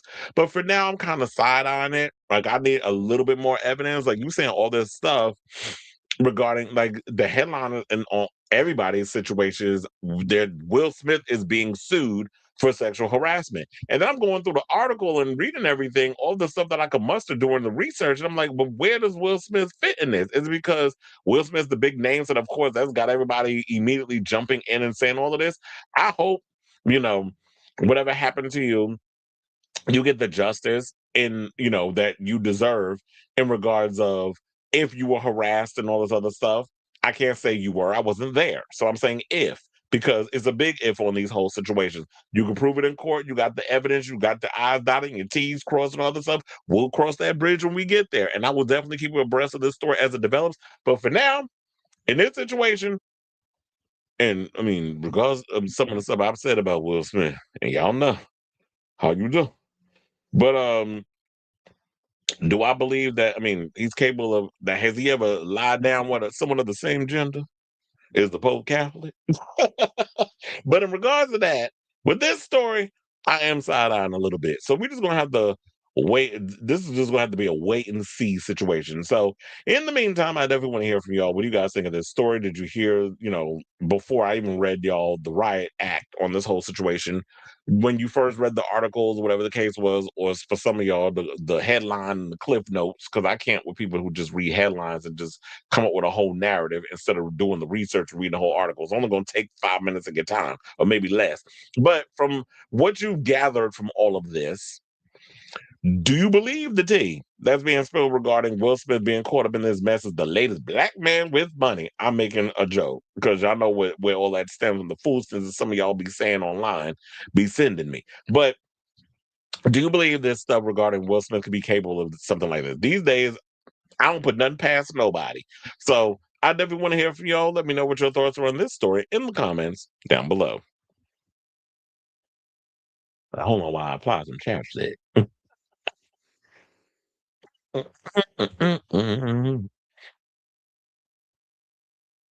Was it HIV medication for a positive person, or is it? I think from what I was hearing, I think what people were saying it was PrEP. There was some people say HIV medication, and then I've heard other stories where they said it was PrEP. I'm gonna lean more on the side of I believe it was PrEP that was on there. But child, all these homosexuals running around and this, I don't know why people surprised, because I be telling y'all a lot of your fave musicians get down with people of the same gender, and a lot of actors turn out to be in the closet. So I don't know why y'all surprised. You're the second time of me hearing it's. Oh wait, I guess you say this second time of me hearing the story. I can't see where Will. That's what I said. I'm like, I am confused. It's like we all understood with the whole stuff with Pastor Perry, because the man think he TD Jakes. That's why I call him Pastor Perry.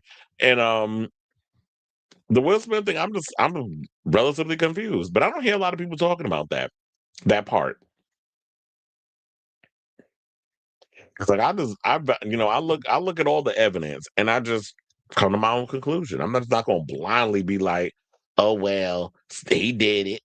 I'm like, if Will Smith's name is nowhere near the thing, how we gonna sit there and put blame on him? All right, now here's somebody who I do believe did what they did.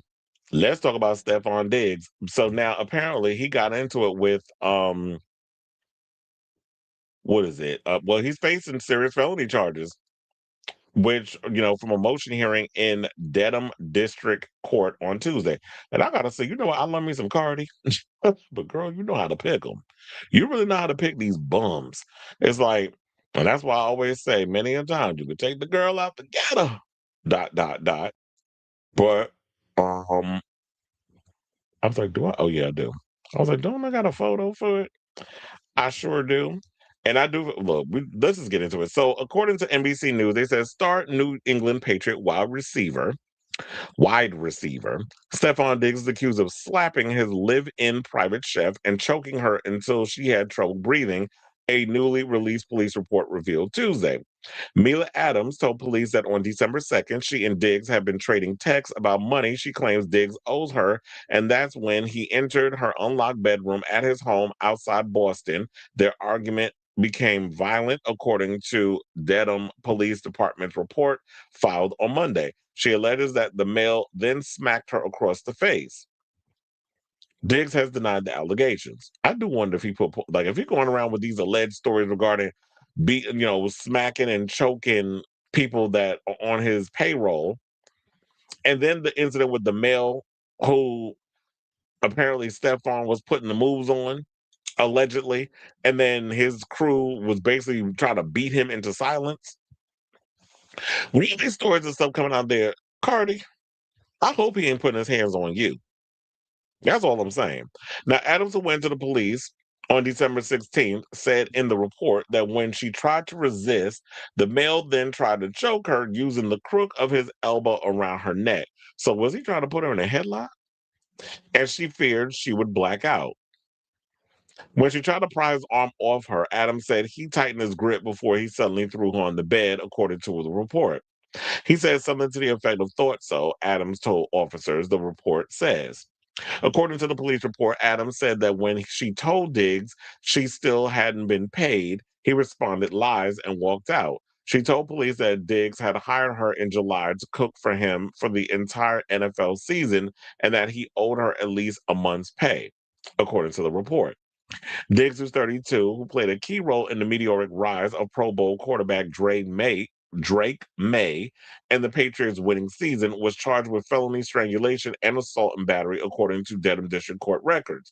The incident is alleged to have happened a day after New England beat the New York Giants. Well, it's not that hard to beat the New York Giants, quiet as it's kept, 33 to 15 on Monday Night Football. Adams told police she went to stay with a friend after the alleged incident and returned to Diggs' home on December 9th to collect her belongings.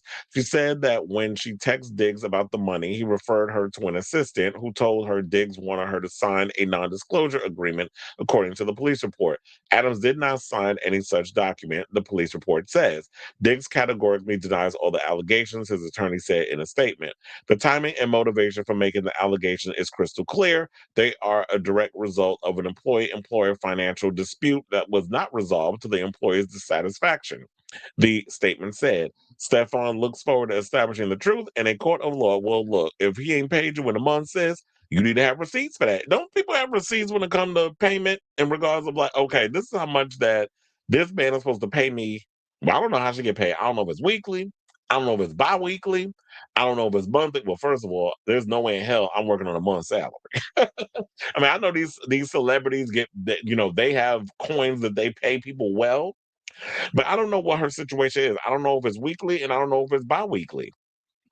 I mean, quiet as this kid, I prefer weekly. I haven't worked a bi-weekly job in years. I think the first job I ever got where I paid, what was it that I got paid weekly? It was when I was in the circus. I got ever since then, I've never worked a bi-weekly job after that. Working at the garden, get paid weekly. Working at Shake Shack, I got paid weekly. So I was like, I can't do the whole bi-weekly thing. I need money in my account flowing every every week, every Wednesday. That's when it was getting paid in the situation. But anyway, so with this whole situation, it's like, yeah, she just got to prove all of this in the court that she didn't get her money and just have the evidence and all this stuff here because I'm like, yeah, this is the amount I'm supposed to get paid every month. There's bank statements. I'm sure there's a lot of things or however he pays her, Zelle, Venmo, I don't know, stool pigeon or just a regular pigeon. I don't know however that y'all negotiation situation work it out in the courts. Now, Stefon do seem like he got a couple of screws loose, so I don't put nothing, past him on him doing any kind of stuff. It just goes to show, like I said, at the end of the day, Carter, you definitely know how to pick these bums when it comes to these type of people you getting with. And I definitely feel like this is a one-sided relationship because wasn't there a bunch of kids he ended up having this year besides you having his baby? Now we like the music, we like the antics, we like all the stuff you do, but when it comes to relationships, you just bad at it. So I'll definitely keep abreast of this story as it develops. Like I said, like even with the previous story, like we were saying with the Will Smith thing, with this, we just need a little more evidence in regards for me to come to my conclusion. I need my own judges show because I just be like, I be listening, I'm like, okay, I need all the evidence. Like y'all just give me partial stuff. You think I'm gonna just make a whole decision based off this little bit of crumbs that you giving me? There ain't much to work with. That's like them girls that I grew up with in school. They had no hair, right? But find a way to pull that hair up and put that little piece of hair and the little scrunchy. I'm like, how you get all that hair in there? There's nothing like there's like a little thing sticking out, looking like alfalfa. So let me know what you guys think of this story in the comments down below.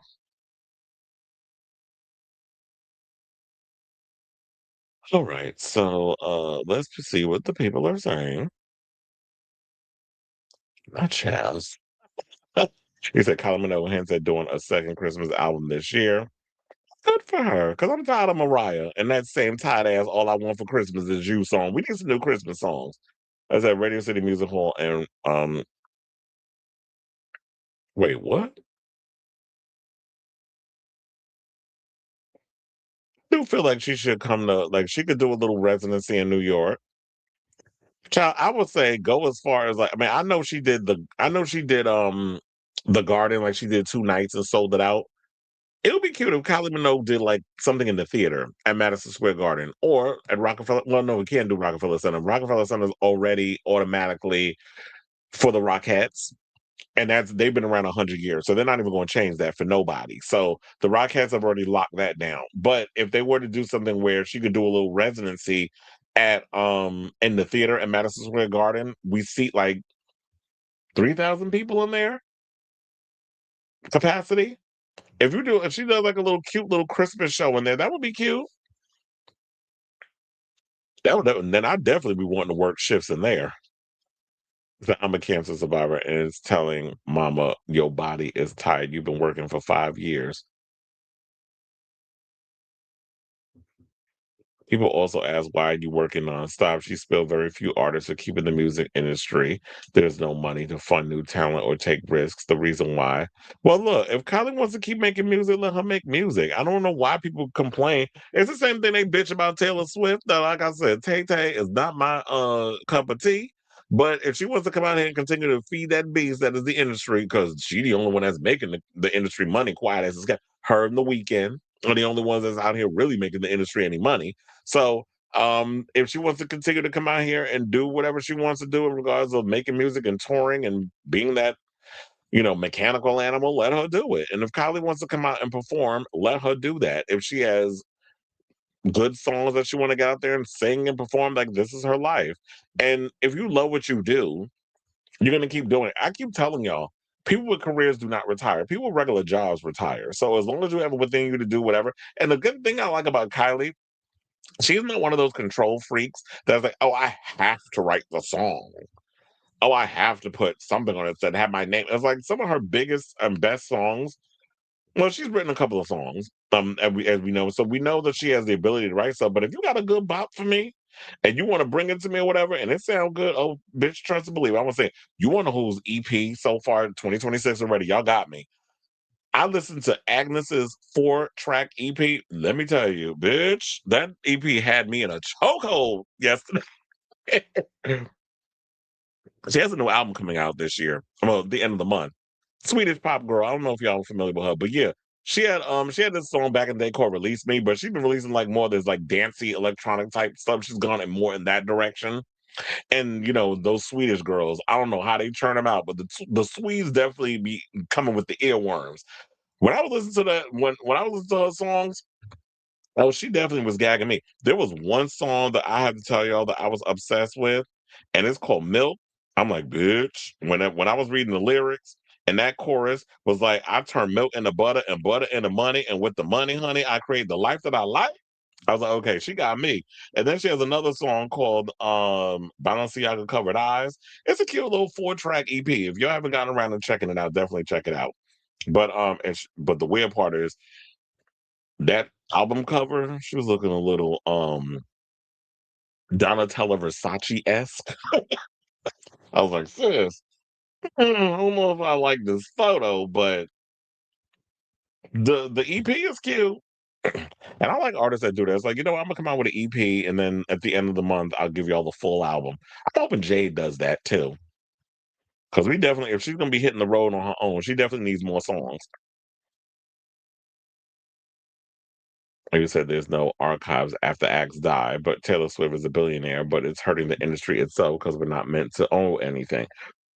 Well, I think he meant own. Why can't I own the music that I create? My thing is this: I don't care if you like do whatever you want. Like I don't care about owning the music. I'll own all my other shit. If I can own my merch, if I can own like a lot of the percentage of the tour revenue, then I don't mind that. But as far as like if you want to own the music, I was like, I don't care what I'm going to do with it. Um, I don't know if I would ever plan on having children. It's like I can't be buried with the money after I die. But if there's a team of people that I got, it's like, okay, let's come up with some stuff. Y'all got some good box me, send it my way. That's what I be saying. But anyway, speaking of since we was talking about, ownership and all these other things, let's get into more NFL news. But this surrounding Beyonce. So for once, Beyonce's not in the news for swagger jacking somebody else's ideas and passing off as her own. Now we got a colonizer on the countryside who has done that instead, and that being Lainey Wilson. I actually worked with Lainey Wilson's show when she came to the Garden. It was cute. It was entertaining. But yeah, so she apparently did this same thing, like because when Beyonce did the NFL Christmas Day game the year before. Well, Lainey Wilson did it this year, a couple of weeks, around Christmas 2025. And now she's being accused of copying newly anointed billionaire Beyonce's concept for her Christmas Day halftime show for the NFL game between the Minnesota Vikings and the Detroit Lions on December 25th. Now, many fans claim the country crooner took inspiration from Beyonce's costuming and concept from the Cowboy Carter singer's performance for last year's holiday halftime show. Some critics took to social media to express their outrage as they called out Wilson, who's 33, for stealing another artist's ideas. When the official Instagram page of Netflix shared a video of Snoop Dogg and Wilson's show on Friday, goddamn, Snoop Dogg will show up to an envelope open at this damn point. A slew of critics took to the comments section to point out the resemblance, whether it was intentional or not. You want to know something? Hold on, because I want to actually pull up this and show y'all, but I gotta do a whole duplicate type situation because I want to show y'all the pictures. Because I'm like, I don't want to go through all of this mess. Hold on. And this was not intentional. You know, sometimes I be thinking of things at the last minute. Y'all just have to bear with me. But luckily enough, I'm fast. So yeah, then there's this overall look, and then there's that one. Then of course we got Beyonce with the leotard. This is a cute outfit though. I'll give Lainey that. But it definitely does seem a little inspired. You know, I could definitely see somebody like a Dolly Parton in it. Okay, so then here's some of the tweets. So let's get into those. One person put girl by, you know, that signature one. And then another one, I feel like I've seen this before. Then we have Beyonce, girl, she stole your look. So once again, they copied Beyonce. She stole Beyonce's look, OMFG. And then this is literally just the Beyonce bowl. I mean, can y'all think for yourselves even just a little bit? Copy and paste the Beyonce and still got it wrong. Cowboy copy paste. Did they reuse the car or what? So y'all copied and pasted last year's performance. Got it. So yeah, there's a lot of that going on up in there where there's, you know, as they say, you know, what's the term imitation is the sincerest form of flattery. So there's that. Now they also, so now let's get into the details of what had happened. So yeah, they said that they were support. Wait, hold on, because I gotta go up even further. Last Christmas, Beyonce wore an all-white outfit and cheeky leather chaps to perform at the halftime show in her hometown of Houston. Her 13-year-old daughter, Blue Ivy Carter, joined her for the stadium performance during the game between the Baltimore Ravens and the Houston Texans. For the joint performance this year, Lainey also wore a bedazzled figure-hugging bodysuit paired with a white cowboy hat.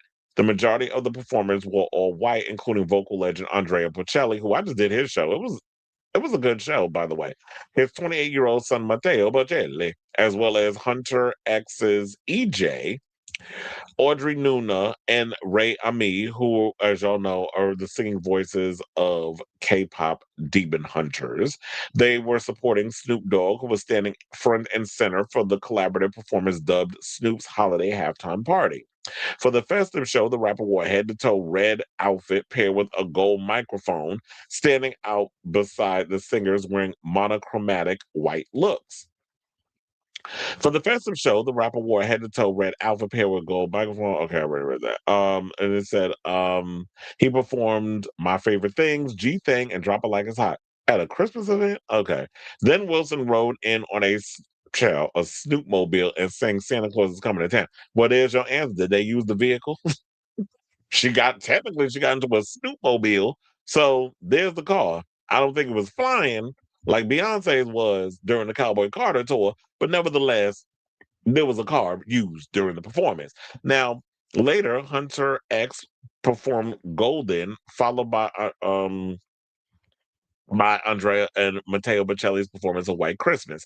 Wilson's flashy vehicular entrance was also the subject of criticism, as some fans compared it to Beyonce riding in on a white pickup truck the previous year. On social media, many fans pointed out the similarities to Beyonce's 2024 Christmas halftime show with Post Malone and her daughter Blue Ivy. We don't need to get into the details because we already read all the tweets, but then they said the second game of the NFL Christmas game day slate aired on Netflix, with the end resulting in the Minnesota Vikings 23-10 victory over the Detroit Lions. So, in the midst of all the controversy, the Minnesota Vikings kicked the Detroit Lions' ass on Christmas. And I was busy at the Knicks game working that. So, at the end of the day, I guess I'll just say about this. I know for once Beyonce glad she not on the receiving end of being accused of jacking someone's ideas and making it her own. I also find it quite interesting that the country music gatekeepers won't give Bey her flowers for her foray into the country space and ushering it more into the mainstream, even though it has been mainstream. But as far as like black talent coming in and doing something where country, blues, folk, all of that stuff is roots from black music. Um, they won't give her flowers for that by, not even giving her any kind of nominations because they felt like, well, you have to come and you got to. Like, I'm not sitting up in here kissing y'all ass. I guess unless it was a Grammy, it'd be different. But country music, I'm not doing all that extra jumping through hoops. And yeah, that was a read because that's exactly what the Knowles Carters do. They will sit and jump through hoops and tap dance and kiss the ass of the Grammy people, and then you get Jay-Z out here bitching because his wife didn't get the AOTY Grammy, which then next year they ended up giving it to her. So it kind of makes us think: did y'all really want to give it to her because it was well deserved for Cowboy Carter, or did you give it because Joe Camel was out here running his goddamn mouth because his wife, who some people say he pulled a lot of stunts and shows to, in regards to the politics in the music, so that way she can get what she needed from that. That's TBD. So yeah, but it's funny y'all won't give her flowers in regards of what she did with the Cowboy Carter era and all the other stuff, and bringing something different to the country music scene in space. Yet y'all got no problem channeling y'all inner colonizer by hijacking her ideas, smearing a little mayonnaise on it, and claiming it as your own. So it's nice to see that for once Beyonce's not caught up in the mess, being accused of taking other people's previous ideas and producers and things and bringing your own little situation to it. That now you got the country people out here who were, I'm not saying Lainey per se was hating, but there was a lot of country artists and people in that world that were coming out here with the little snide comments and saying all kinds of stuff. But we know on one end, y'all was saying all that mess because it was cute for what y'all was doing it for. But y'all was, of course, sitting there watching, seething, and hating on the fact that how she able to, and her team was able to come up with all that shit. And then y'all want to decide a year later, like we got minds of a gnat, and we was going to forget that we already saw this the year prior. So I'll say all this to say, what do you guys think of this story? Do you think that Lainey Wilson was over there watching everything Beyonce was doing and was like, you know what? I want to do that for my show next year? Or whenever, whenever they were coming up with the concept, was like, let's look at the Cowboy Carter era, see what they took from that and just, smear a little mayonnaise on the bread without the cheese and the meat and just give y'all what, basic shit. And put coon ass Snoop Dogg on the track because everything goes down with Snoop. Everybody loves Snoop Dogg. So let me know what you guys think of this story in the comments down below.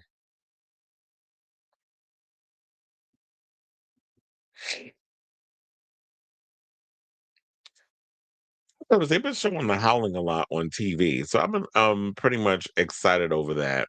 Like on the streaming service when I watched it on when I watched it on Prime Video. I watched it last month. It looks like neither Purple Rain or Heroes will have a running up that hill moment following the finale of Stranger Things, but rather a song by a cast member end of beginning. Well, funny enough, I heard that people were saying that Purple Rain shot up on the charts because of Stranger Things. I was like, whatever. I mean, at the end when they were showing the credits and they did play Heroes by David Bowie, I was loving that song, but it didn't move me to go listen to it on social media. Funny enough, you know what did? I was in the gym and Robert had sent some post about freestyle music. Did Chris not change what he was listening? Because I was listening to Joel Corey. He had put out this workout set, and I was like literally working out to it. I was like, you know what? I'm in the mood for some TKA and some Noel and some giggles and some Lisa and Cult Jam. So let me put on some freestyle. Was I not getting my life in that gym yesterday? I sure was. And you say it's likely because they want to try and say it's only right if it okay, if it's only right if it's wrapped in white. We already saw what happened. Y'all got dragged from, copying. They're doing a copy paste. And my thing is, at the end of the day, there's no new ideas under the sun, but at least don't make it so damn obvious what y'all copying though. Let's make some kind of effort. Like y'all was inspired, but just make it look. Didn't they also accuse Shakira of copying off of Beyonce's Renaissance tour?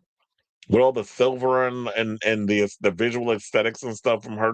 Look, there's a lot of people that's always. I'm sure Madonna, when she was out here going to a lot of concerts and all this other stuff, she was inspired by a lot of these tours, which pretty much is the blueprint for the way a lot of these girls tour anyway. So if she's gonna sit and see like they were inspired by her and she's inspired by a lot of the people who were inspired by her, that to me is a win. I also remember hearing that tea allegedly from Matt Redman that that Madonna will have some collaborators on this upcoming album, and one of them is Lady Gaga. I don't know if I believe that. That is TBD. But we just gonna have to see her and Addison Rae. Addison Rae, I believe. I would believe that one. Lady Gaga. I mean, that would be good for the culture. So you little monster can shut the fuck up. Not only y'all, but some of you rebel hearts too, because I don't like the fact that y'all be out here throwing y'all little shade too. I enjoy though. I have my love-hate relationship with Gaga because she can be annoying at times. But I will say this: the bitch puts on a good damn show. When I saw 5 of them damn Mayhem Ball shows at the Garden, because I worked them, um, it was a good show. She definitely gives full energy. She's singing live. Yes, that mic is on, and the show is excellent theatrical. She is a showstopper. So I'm gonna give you your flowers if it's deserved. But this infighting amongst the fans, that shit gotta stop. You know, I be cursing so much on this channel, I'm be realizing I'm doing it. But anyway, before we get to the next topic, we are finally down to our final 4 topics. And before we get to our final 4, if you could please do me a solid and hit that like button. If you are new to the channel, hit that subscribe button, and also be sure to smash the notification bell so that we know when we go live with a brand new episode of Chris Avalon Unfiltered. Please and thank you. Now, without further ado, let's talk about Jennifer Lopez, who is back on her residency grind. Somebody asked me, they was like, did she already do a residency? I'm like, yeah, she's doing another one. Because she tried the touring thing. Y'all don't care for the most part. I try to go to different cities and all this other stuff. Y'all don't care. Y'all don't want to support me when I come to the arenas. Funny enough, when she did Madison Square Garden, they had a blackout. That's a legendary thing that happened there. She had a blackout. But well, I wasn't there at the time when it happened, but that evacuate the building and a whole bunch of other stuff. It's funny because when we do our training or whatever, that is the go-to video that they put on in the whole example situation. Wait, I should be spilling all this tea. But anyway, so back to the Hannaful thing. So she is back on her she's doing an Up All Night Live in Las Vegas residency. I don't remember all the dates. I think it was New Year's Eve. There was 2 dates, and then she did a couple more dates. And then I think March. After she's done with January, she comes back in March, and I think it's like 9 dates or whatever.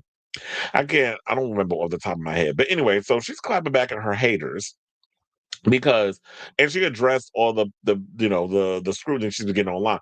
I also saw, because I didn't even know this, I was like, look at Kendall for being funny and charismatic and engaging with the audience.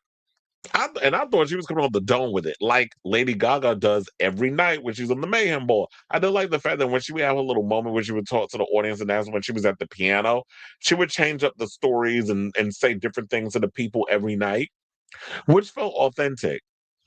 How the hell this broad had a fucking teleprompter on and she was reading from the teleprompter in this whole thing of the jokes that she was making? And I'm gonna show y'all the clip. I don't know.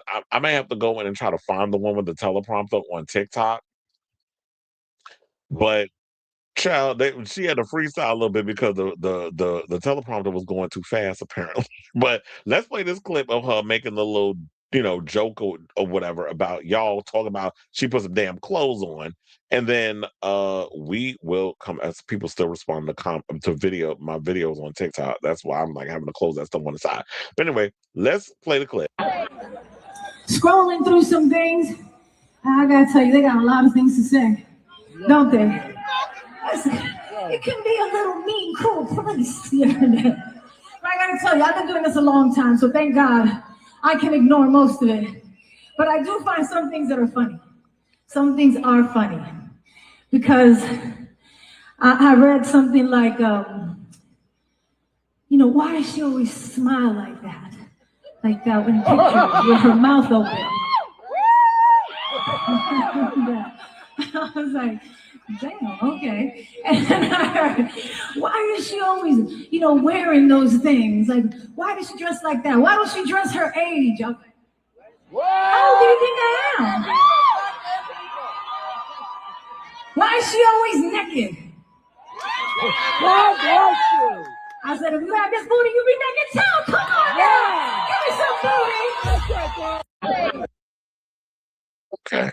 And y'all are shady. One person said nobody said anything like that. I mean, nobody. And then another person said she didn't bring up how we said she can't sing, though. Y'all so damn shady. But let me find the video. Oh, here it is with the teleprompter. I gotta tell you, I've been doing this a long time, so thank God I can ignore most of it. But I do find some things that are funny. Some things are funny. Because I read something like, why does she always smile like that? Like that in pictures with her mouth open. I gotta tell you, I've been doing this a long time, so thank God I can ignore most of it. But I do find some things that are funny. Some things are funny. Because I read something like, why does she always smile like that? Like that. What the hell's wrong with the thing? It's like y'all don't know how to work a teleprompter.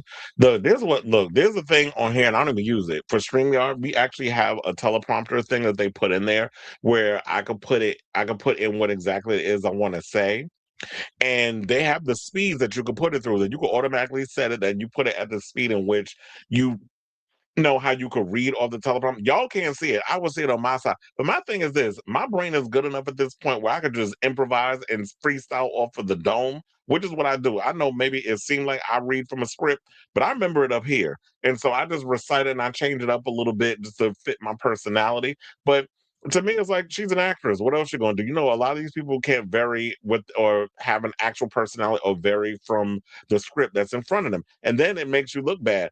Or you know what? I'm not going to windmill on her too much because my thing is some people need scripts, but also bullet points. Like if you want to be somebody like that, like for me that would work. Like a whole script thing, I was like, I don't want to sit up here and just have to memorize a freaking script. Give me bullet points, talking points, whatever. I could pretty much just freestyle. Oh yeah, I remember I got to talk about this, and I could just immediately it just comes to me, and I just spew it out that way. So everybody's got different gifts. But one person said it's entertainment, and she has too much money to just improvise. What the fuck they got to do with anything? Like your money situation have nothing to do with the fact that you out here, not able to come off the dome with some stuff. Or maybe some people out here they just lack the personality to come up with stuff off the top of my head. But if you got that wherewithal and just be up there and funny and be yourself, then that should be the thing that matters. But here's the thing. Kayla Fo's got a great body. She looks good at her age. She's what, 56? I'm not gonna say for her age because I always feel like that's a backhand compliment. At her age, she's worked hard to look that good. She worked, to keep in shape, going to the surgeon, getting the face, chiseled a little bit because she do got a new nose. We're not gonna sit there and try to act like that nose is the one that came out of Guadalupe when she was born. And speaking of which, I've seen Guadalupe up in there damn near breaking a hip in the audience with all that shaking she was doing during Get Right. The videos is all over TikTok and all over social media if you want to see it. But anyway, to get into the rest of the article, they said Lopez's new residency is her first since her last record-breaking residency. For Lopez, All I Have at Planet Hollywood Resort and Casino, which ran from 2016 to 2018 with 120 shows that grossed over 100 million. Up All Night will run 3 more performances from December. Okay, they got the dates in here from December 31st to January 3rd. So yesterday was the last day for that. And then we'll include an additional 8 shows in March 2026 at the Coliseum at Caesar's Palace. So far, the spectacle includes what the global superstar is known for, and that's a lot of glitz and glamour and booty shaking. Now, for one of the performances, Lopez wears an old Hollywood like baby pink feather robe and gown, as well as coordinating low plunging corset. She also wears a leggy bedazzled bodysuit inspired by men's tuxedo. Oh, yeah, that was a cute outfit. I did like a lot of the looks and stuff they had in here. Wait, hold on. Let me pull up some of them looks for y'all. Because I did have a carousel of them.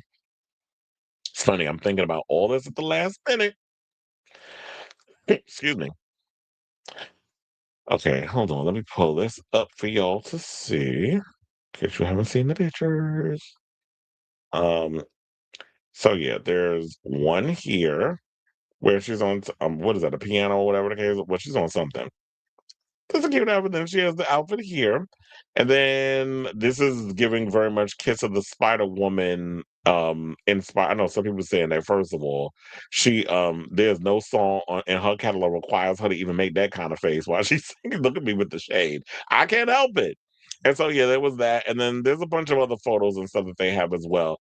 Where I wish I had the tuxedo look in here. When you go to a lot of the TikToks, was like, let me see if I see it up in here. No, I see tight ass Perez Hilton. Oh yeah, I got it. It's this one. I'm gonna try to see if I'm probably gonna have to mute it because if there's any music, I don't want any kind of copyright stuff. Okay, so it's this one, and let's see if they get a close up. That's a little too far away. Y'all don't know how to zoom in with y'all cameras.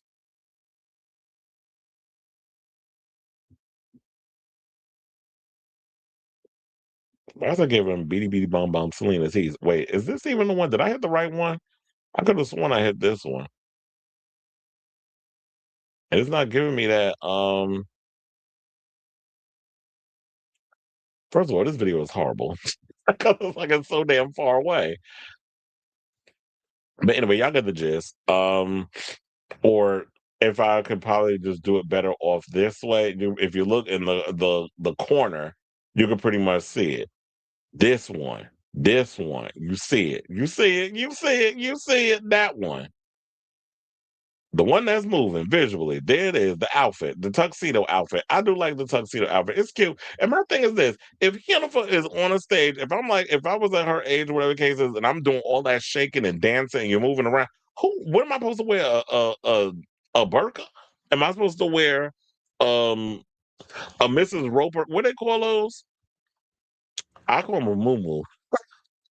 Like, what you want her up there, like, in, like, a gown or whatever, something like, she's a mover, she's a dancer, and one of the things is, look, I know we say a whole lot about her singing or whatever, nobody goes to a Jennifer Lopez concert saying her belt like Celine Dion, and that's another thing I'm a windmill on some of y'all about, because I had to get on somebody about this, where they were like, um, they said Mary J. Blige can't sing, and they're trying to compare her to, like, the Aretha Franklin's and the Shaka Khan, like those powerhouse or Celine or Whitney or whatever. And I'm like, that's not Mary. Mary's pain is what got a lot of people through a lot of music. We feel what she's singing. It's not always about that you have to be at the level of a Mariah or a Whitney or a Celine in order to be considered a singer. If that's what you're thinking is the epitome of vocals, then I just feel like your reach and your idea of music is limited.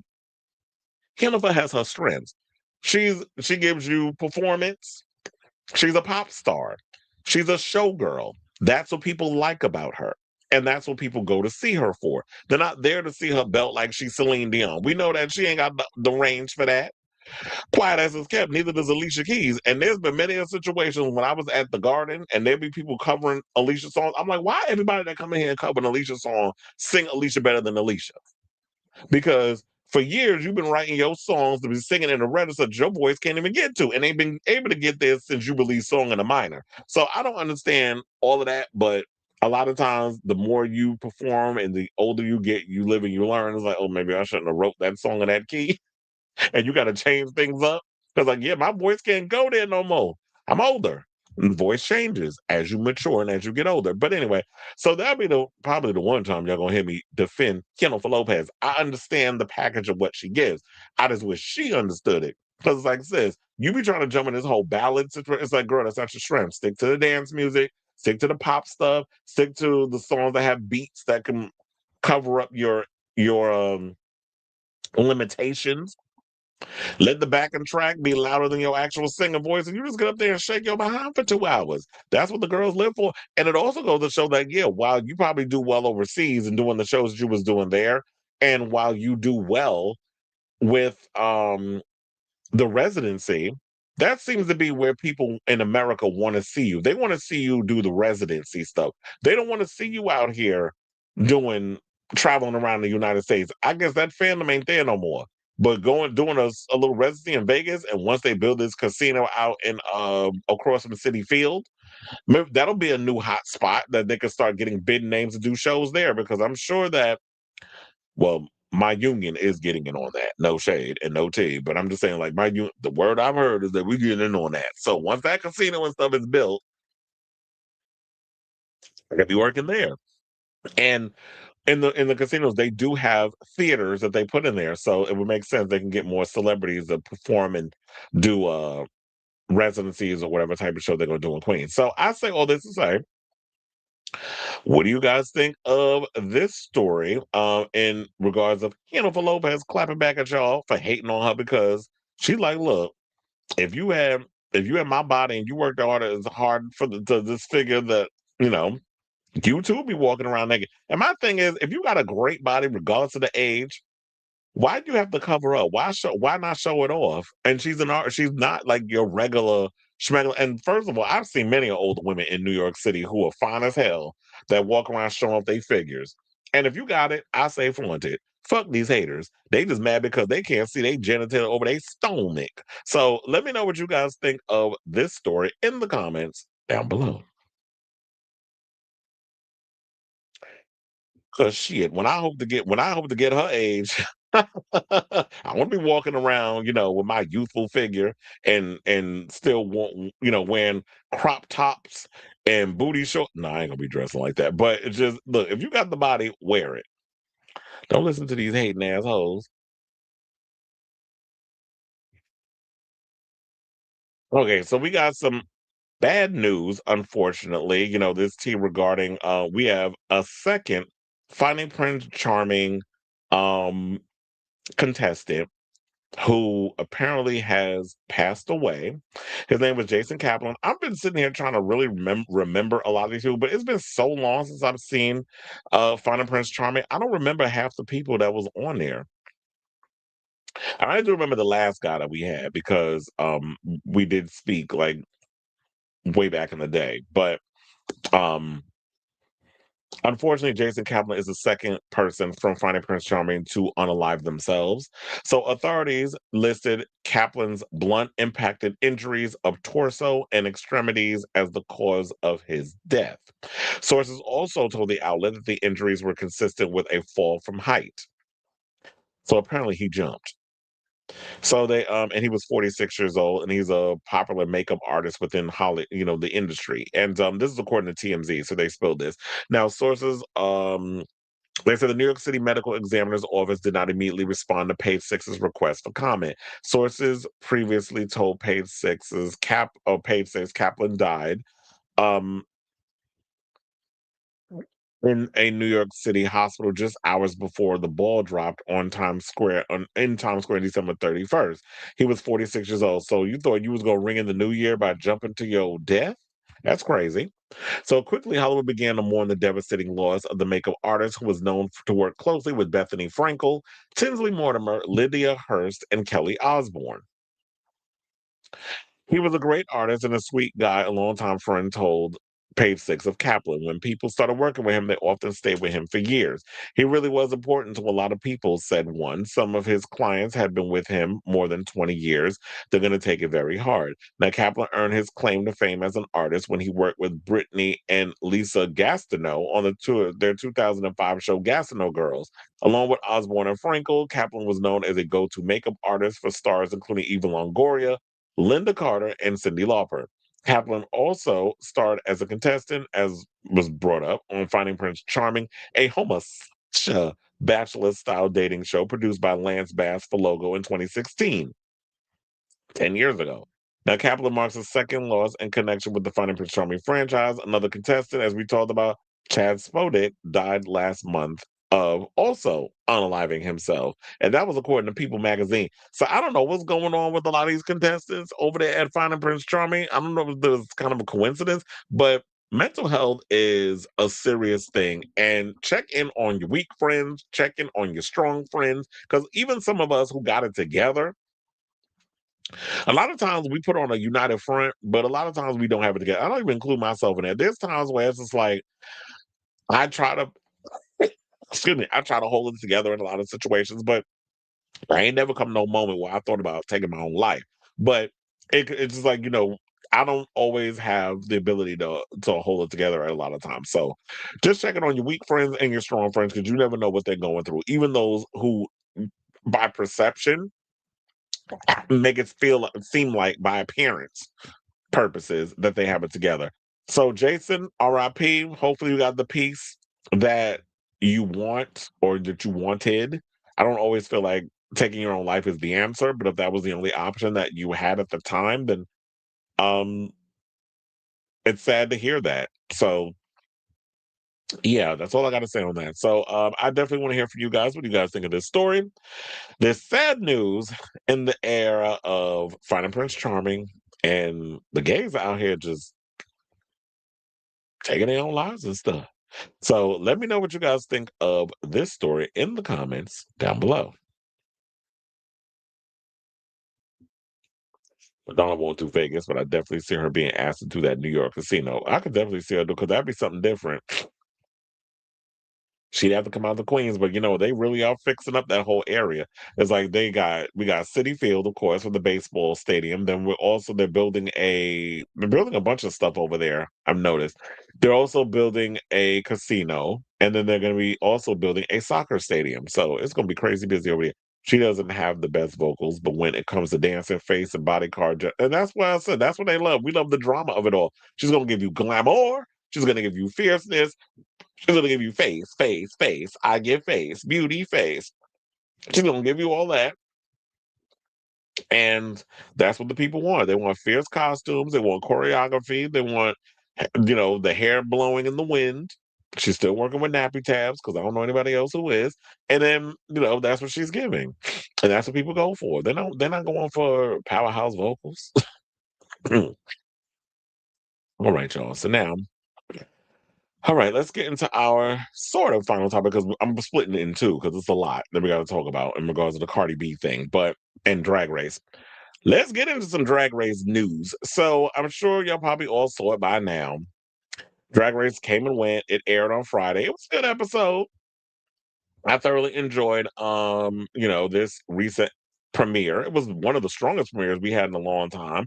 I have to say I thoroughly enjoyed the fact that and it's no shade, but I'm glad that we didn't do the whole split episode where it's like, oh, we get 7 in this episode and we gotta wait till next week for the next 7. Because I always feel like this, regardless of how you slice it, putting all the girls together, the way that they're gonna split it, like, you have to find a way to stand out amongst your peers. And this is a strong season of girls, I will say. A lot of the queens on here got a lot of personality. I'm living for it. I love also the fact that a lot of the queens on here are older, and we don't have necessarily TikTok inspired queens doing the show this season. A lot of them have been like, yeah, I've been doing it for 12 years. I've been doing it for 15 years. So that's awesome. And they're over 30. So, because I remember I can't remember who it was, but I remember I posted a TikTok on my social media. I don't think I played it here, where there was a queen that was like, can we get some season queens? Like, we definitely missed that. So I love the idea we have that um with the whole situation. Now, regardless of like the talent show, I did kind of miss that. I was hoping they were going to bring that back, but no. Instead, we got a fashion challenge. So, yeah. Number one, I like the fact that the queens feel seasoned and established. Now, how they navigate through the world of Drag Race versus the art of drag, that's TBD. But we're gonna stick it out. Now, I do like the idea of the classic formula that they did also with the return to the classic formula, meaning they're not a mandatory meeting, which some of y'all said there's a certain queen on the show that looks like a mandatory meeting. Was it DD Fuego? I'm like, y'all not gonna sit up here and say DD Fuego looks like a mandatory meeting, which I did cackle at that. But I was like, damn, now I can't unsee it. But then I also followed it up with pre or post op. If you know what I'm saying, I think you do. Now, they had that photo shoot thing that they did, the mini challenge. I don't like that. The screaming, and they had the guys coming in. It was giving very much Lady Gaga abracadabra inspired. I still do not, I still have an issue with the pit crew, whatever the case is. Can't afford shoes. Like, why y'all got these people in here barefoot? Because God forbid somebody get something, get a tetanus shot or whatever. I just can't. But also, what's another thing I didn't like? I didn't like the whole dark thing where they had them coming in the room. I mean, I saw that when I did the red carpet thing. where we saw like their entrances followed by they were in the dark workroom. The entrance looks, and then it was the light that they had shining on them. The interrogation light is what I'm gonna call it. And then it was followed by T.S. Madison and Mark Maron from Variety introducing each queen to the stage. I didn't like that. And I also didn't like when I finally got to see the episode, how they pretty much did that whole let there be light thing. And then the Bob and Raja, who was that Asian queen that was on the end? I didn't even recognize who the hell that was. But the three queens of them riding the bike and trying to turn the lights on or something. I just like, what is the point of this? Like, y'all were trying to go somewhere with it, but I don't feel like they executed it well enough. It just went nowhere. It was stupid. It wasn't just an excuse to bring back some of the winners. Was that Nymphia on the end? I don't know. I mean, if you ain't wearing a banana, I'm not gonna know if it's you, because that seemed to be her go-to gimmick. I mean, she wore a banana dress to the damn premiere. So, but yeah, this episode definitely gave me the golden era of Drag Race, like seasons 4, 5, and 6, where it was kind of like the girls were catching up or cutting up and reading each other down. Like, I definitely loved that vibe with a lot of the queen, and there was a lot of shade being thrown, especially between um Briar Blush, which I don't know if people are gonna like her on the show, and Athena, where her and Briar were going at it. I was living. But Briar, don't come up in there with the shade, because this is how the fandom is gonna start their mess on social media. And I don't like that. They're gonna be mean or whatever. It's like, can y'all just watch the show and just take it as it is and just be entertained by the shenanigans? Don't go on social media and start bullying the queens and all that other stuff. So and like I said before, I love the fact these queens got personality, and how they already know who they are when they walk through the door. It's like in the past, we've always seen a lot of queens who um they have no sense of self or know who they are as a queen, and they're always like these diamonds in the rough that eventually find, that eventually find their groove. It's kind of like Tu Wong Fu, where uh Chi comes in as nothing more than a boy in a dress, and then she eventually evolves into this fierce drag queen. I'm glad we're not getting that. These girls are very much self-assured. They know who they are. They are seasoned. They've been doing it for a long time, and I'm here for it. So, um, let's get into the actual situation that happened. So, they did their first little mini challenge, or whatever, which I was not surprised that you know, said I gotta say, remember everybody's goddamn name. Can you please a big ass mouth? Because the big girls, they always be out here screaming. Can you please a? Of course, won the mini challenge. I'm like, well, yeah, because that loud ass mouth of hers, of course she was gonna win it, and it was well deserved. So then we get into the maxi challenge, where they had to basically turn the tragical into the magical, where they had to rummage through materials from past seasons and make outfits about it. And of course, Ornation made an appearance. Well, they ain't the first or the last time Ornation gonna make an appearance, because y'all probably already know by now that what the hell's her name? That Vivacious is gonna be on All Stars 11. I'm sure y'all probably already know that by now. So with all that being said, then Discord claimed a box of black items and animal prints, which then we saw her outfit, and then we saw that runway walk, and the outfit was cute. The runway walk was a choice. I'm like, what is that? Like, why is she walking like a cross between Andy Cohen and a galloping horse? Like, it was just like, that was not a pump. Like, across the road. It's like, you got to work on that, sis.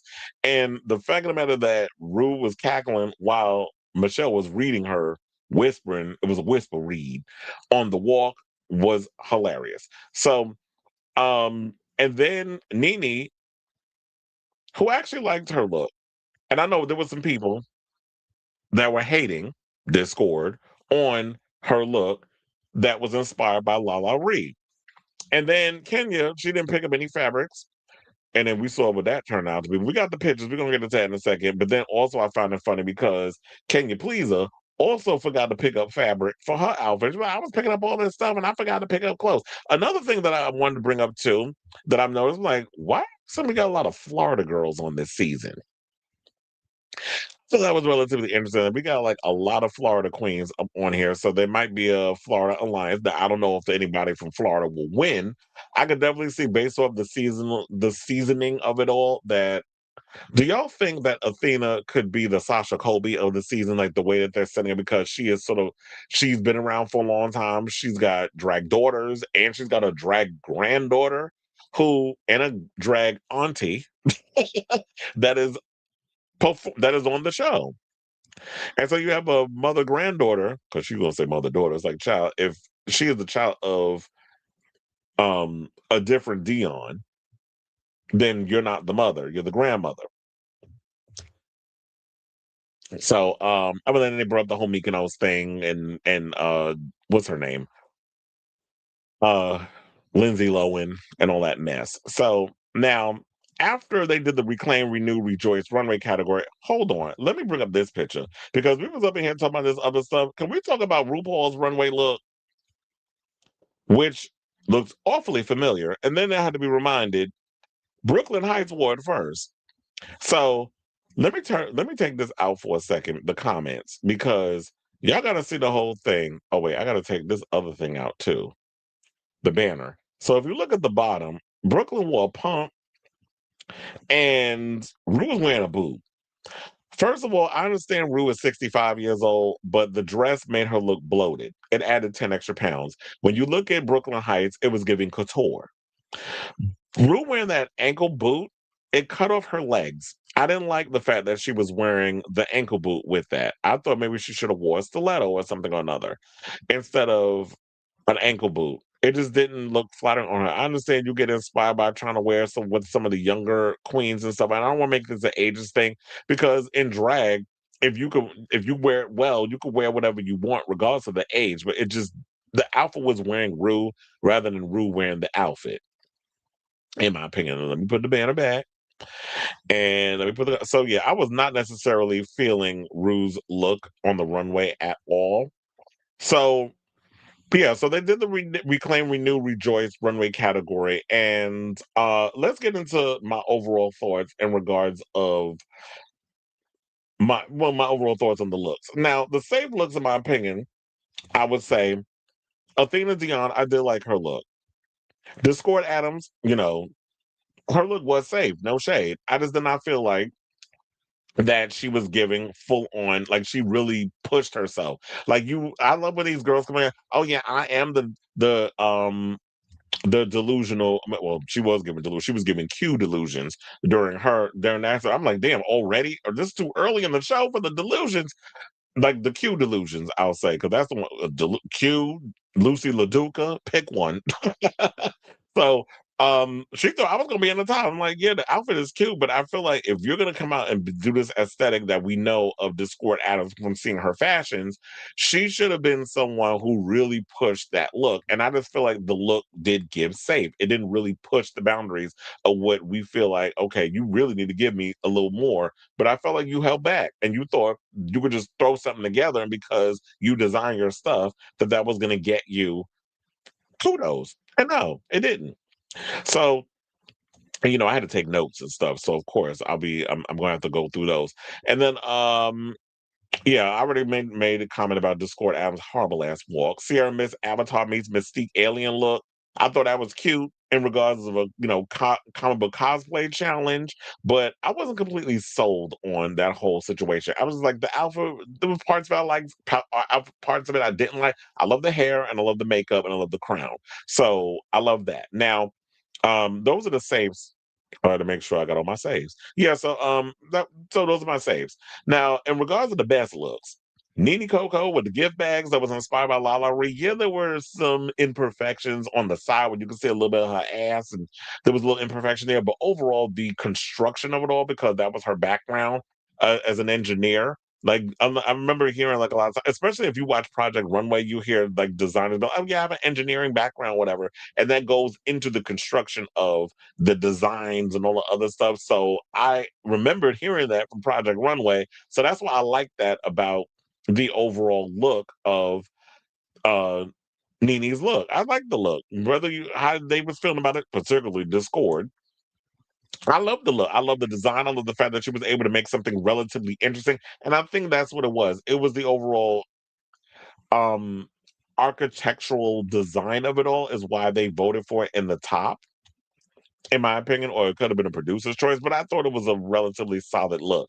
Then we had Jane Don't with the shower curtain bodice, skirt, and jacket. I was definitely living for that. I mean, the color was kind of crazy, but um I'm not mad at it. It's like drag queens wear loud colors. So wasn't that bothered by the whole situation. So I didn't, so it was cute. I definitely thought Jane Dont's, I own 51% of this company outfit. Definitely were. And it was made out of shower curtains. It's not easy to do all of that with the situation. Mia Starr, who I want to call the Tyreek Withers of drag. Um, when I was looking at him, I was like, first of all, he's cute. Number two, so I wasn't kicking my bed. He definitely is my type. And then I was looking at him, I was like, why does he look like what actor does he look like? And he looks like Tyreek from him.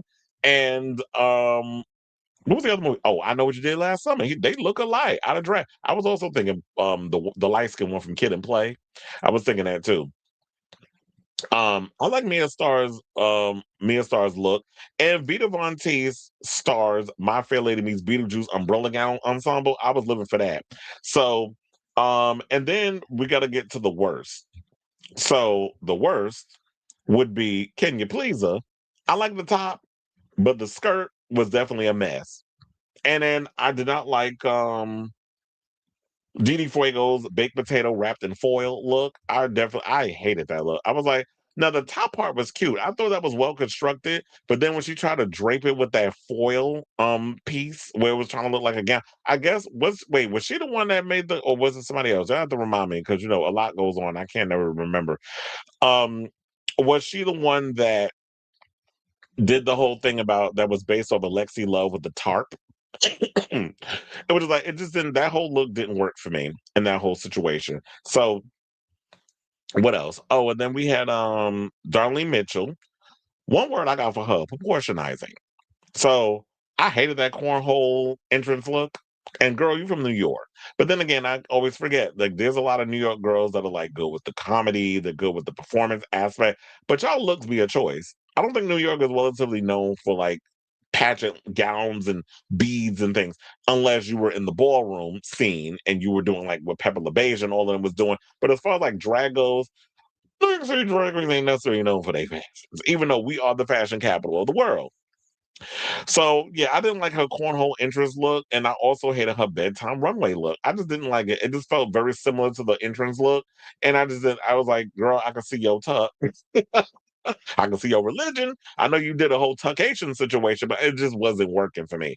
So there was that, and then we had Juicy Love Dion's blue swimsuit. I did like the part of the bustier part where it was draping in the background. I did love the flowy part. I hated the skirt, so I will agree with Michelle where she was like, maybe if you would have removed the skirt. Well, this is the part where I'm gonna say.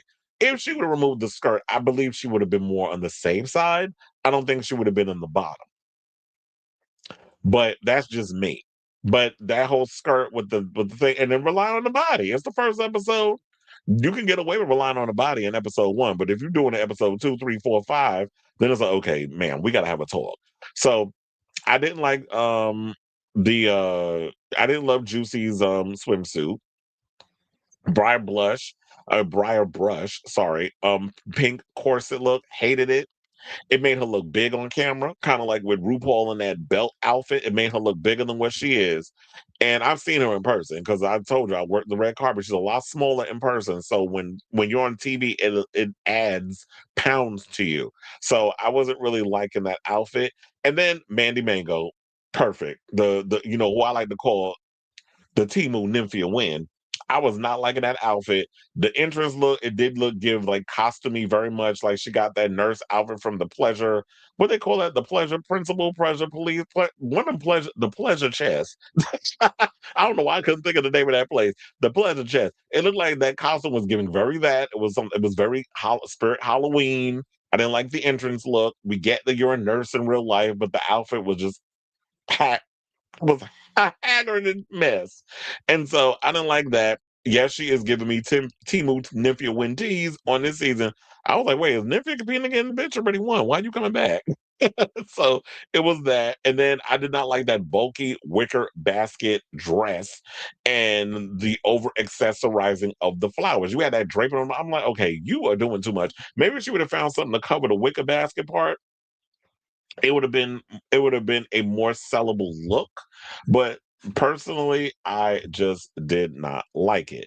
So then of course, let's get into what else we got? So let's get into Cardi B as a judge. I loved Cardi B as a judge on this episode. I thought she did a phenomenal job. She definitely was using a lot of our vernacular, the tens and work and all, all the vernacular that us in the community use. There was a lot of that there. And the fact that she was honest about some of the looks, how she told me she hated it, that some of them need to work on their makeup or whatever case was, how she said that she um how to sell a look, which Juicy did do, and um, it was basically saying that the outfit was ugly, but she sold it. And then, so then there was that, and then of course, let's get into our top two. And she basically had to go in and say that, I'm a very tough judge. So she had to, when she went in the room and with the girls, whatever the case was, and had that conversation with them and brought in Tokyo Styles, the two T girls who do on her team of hair and makeup, which I actually love the fact that we have someone in the community. Well, Cardi does identify as bisexual, even though some people feel otherwise. I don't think she's going to phone it and be phony about it like that other girl, the one who has that fandom with Barbie dolls, and say that they're bisexual, but you ain't never seen her out here messing with no girls. But Cardi is from the stripper world. They do all kinds of shit with each other. So I don't put nothing past Miss Bell Callis on who she be out here messing with. So um what was it, Erica LaPearl and Tokyo Styles. I don't know why I can remember the other girl's name. So yeah, when them going in the untucked room and having a conversation with the girls, I definitely love that. And the fact that how Tokyo was like, yeah, I got into doing makeup and all that stuff because of Drag Race. And you seem to forget. I'm like, damn, you forget that this show has been on for like what, 18 seasons, possibly 19 years or 17 years.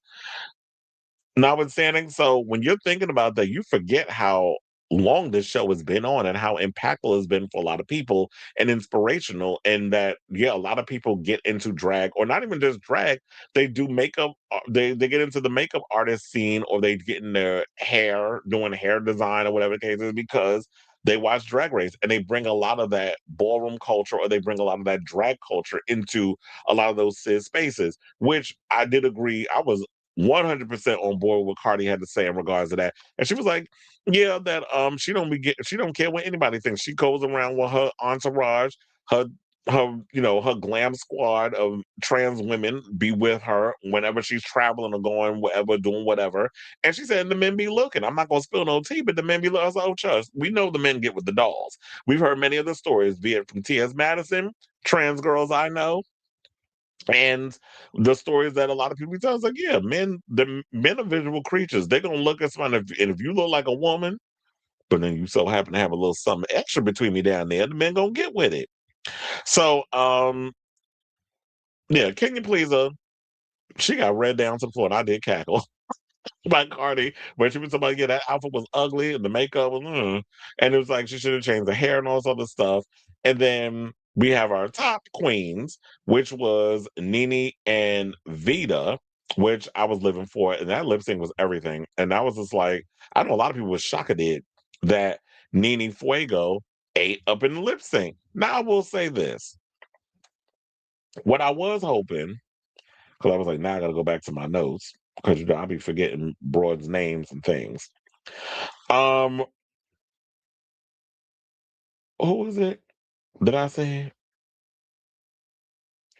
Oh wait, I'm looking at my safe stuff now. Nene Coco, I definitely thought cute, whatever. I would have liked to have seen Jane Don't, to be honest, and Vita go up head to head with each other. But I understand for production narrative stuff, because of what Discord and all the other girls were pretty much discounting or counting out Nene. The fact that y'all had her win the first challenge to start conflict with the girls, And the fact that Discord was so upset that she was placed safe that she had to get reassurance from Cardi B, being like, "So, did you like my look? Would you wear my look?" And then they had to rewind back and say, like, and she was like, "Well, if she said that she would wear Nene album or whatever the case, I would kill myself. Well, I'm a girl, but you better get that rope." Because she said that she basically liked Nene's look. She said, "I would wear that." And so I'm sure when she watched that episode on Friday, Discord gagged. So yeah, I'm trying to see if there's anything else. Oh yeah, we got to talk about the lip sync. So the lip sync to Cardi's Enough track, which that song was everything. And watching drag queens perform to that, and the fact that people were gagged and gooped, because I sure was, that Nene ate that lip sync down. To me, I felt like Vita wasn't playing to the camera. And you have to realize this, when you are doing a show like Drag Race, you have to play to the judges, you have to play to the camera, you have to play to the front of the room. So it's like the cameras have to be able to capture all of that, the emoting, the fact that you know the lyrics, you got to move with the music, you got to do all of that. And to me, I felt that Nene gave that. Vita did not. So I was not surprised that Nina won that lip sync. And so far, so good. I feel like the show was definitely starting off strong. I don't like it because I did get like a sneak peek of like all the episodes that's to come because I watched Drag Race on Philo. They bringing back RuPaul's Drag Race Live. I don't know why y'all keep doing an SNL equivalent of Drag Race. It is not funny. It's annoying. I hate it. But y'all keep doing these episodes. Next week, what are the? Oh, speaking of which, you want to know something? Speaking of Brooklyn Heights, when we brought up that thing, I think RuPaul's Drag Race needs to take a page out of the Brooklyn Heights handbook. In regards, can we get a golden beaver or some kind of twist or something over there? Because here's the thing. I love one of the things that has drawn me into this, and y'all know I was not a big Canada's Drag Race fan in the beginning, but it wasn't until y'all had on my Linda Verga that season that's what pulled me in. And then y'all started doing the whole golden beaver thing. I like the idea of like we have a queen who wins a challenge, and they got to choose between the three of the queens in the bottom, which one you will save, and then you have the lip sync for your life. We need something interesting to happen on this show when you have the girls kind of do that whole thing. Like, I love this idea of the whole Golden Beaver thing. Why not do something like that for America or something similar for the US version?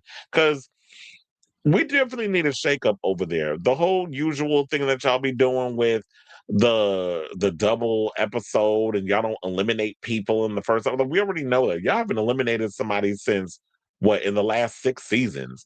A pork chop in the first episode. So y'all haven't done that in a long time. So that's not shocking anymore. We need y'all to shake the table. If you want to get people to come in and watch Drag Race. I mean, Onyx, friend of the show, has talked about that this season, him seeing that first 10 minutes got him interested in wanting to rewatch Drag Race because he wasn't all that excited. And you want to get people excited over the show, I think y'all definitely need to bring that up in here. So congratulations to the queens. Nobody went home this week. We'll find out on Friday, on the 9th, my mother's birthday, actually. Who sachets away, who's gonna be the pork chop of season 18. So with all that being said, I definitely want to hear from y'all what you guys think of this story in regards of, did you see the premiere of Drag Race? What did you think of some of the looks? What did you think of some of the queens? Do you have a favorite yet? Do you not have a favorite? I mean, I don't know if I have a favorite. You already know I already mentioned what's her name? Maya Star, his cute self. I like Athena. um Yeah, I don't have any real favorites yet. I need to get to know the queen. By episode 3 or 4, I already have all the queens down. I'll be able to see and understand people's personalities, and I'll have the people that I like, and I'll have the people that I'll just be working my root canal nerve until this season's over. So I definitely want to hear from y'all regarding all of this tea. So without further ado, let me know them comments down in the comment section below.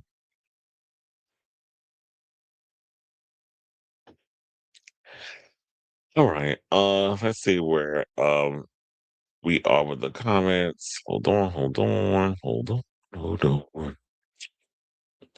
My 5 standouts that I gravitated towards this season so far: Athena Dion, Vita Von T, Star, Sierra Miss, Darlene Mitchell, and Juicy Lovely. Yeah, I like a lot of the cutie. I would definitely hit that.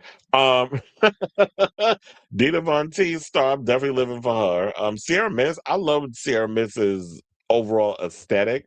I fell in love with. I don't even know who Sierra Miss was until like when she came on the red carpet. And I remember it was before she got on the red carpet, her and T.S. Madison was on the side and they wound up taking like photos where that's the one I got a picture of them too. If you looked on my social medias, a picture of Sierra and T.S. on the side before they got to that tiny ass carpet. That was the thing that irritated me about Drag Race too. You had this much space for the girls to stand there to get their photos taken by the 5 different photographers, but you had all this runway space for Variety and them and all these other company and associated press. You had all this space for them, but this much space for the for photographers, which was annoying. And I know that some of the photographers, because they said it to me, I ain't gonna tell you which one, because I'll rely on the sword. I don't give a damn.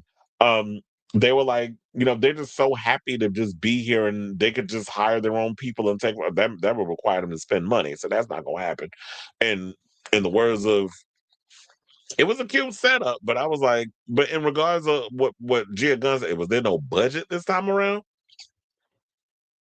So it definitely gave that. It was a cute setup. It was just they didn't really give effort into the photographers, and they didn't think that all the way through because it was barely space for the girls to get their photos. Because in addition to them getting the photos, you had the cameras and everything right there, and they had to do their interviews. So how do you take photos? And I was able to make it work for me when I was taking my photos, and then all the other photographers were taking theirs. You figure out how to angle things and crop and do all of this stuff. So I had to do a whole lot of sorcery to get them.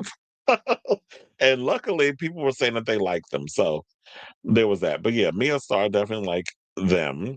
And Sarah Miss, what I was trying to get to in regards to that, when she did her Ivan Ooze inspired drag runway look, I was living for that. I mean, red carpet look for the drag race thing, I was living for that look. So I like the whole idea of referencing things and then putting your own twist on it. And that's when TS kept saying, "It's the ooze. It's the secret of the ooze." So she kept saying that while they was doing it. It was funny. But anyway, so they said, I would say Athena is no way in a similar caliber as Sasha. Therefore, before Sasha went on Drag Race, she was probably the most famous queen that had not been on the show yet. Everyone knew she was going to win. Yeah. But I was saying in the sense of people are also in the drag world. She's not as well known as Sasha Colby because Sasha Colby was a big name before she got on the show. But Athena was known also, but not to the caliber of like a Sasha Colby, if that makes sense. She's known in a lot of drag circles. And sidebar, I can't wait to see Roscoe's because I already seen a lot of the clips and stuff on TikTok regarding Willem and Mistress. And I was like, wait a minute, I totally forgot that Willem and Mistress had a beef. And they had them come on the show together. And Mistress addressed it. But I'm looking forward to seeing the episode when it finally drops on Monday or whatever. I'm not paying no damn $2. So I took a whole uncensored whatever. And he said, and Sasha probably didn't ever want to compete on the show until Kerry embarrassed her by being an early out. Ooh. So you think that she decided to do the show because she was like, Kerry Colby got out first, and what you're not gonna do is embarrass the house of Colby. So now I got to show you bitches how it's done.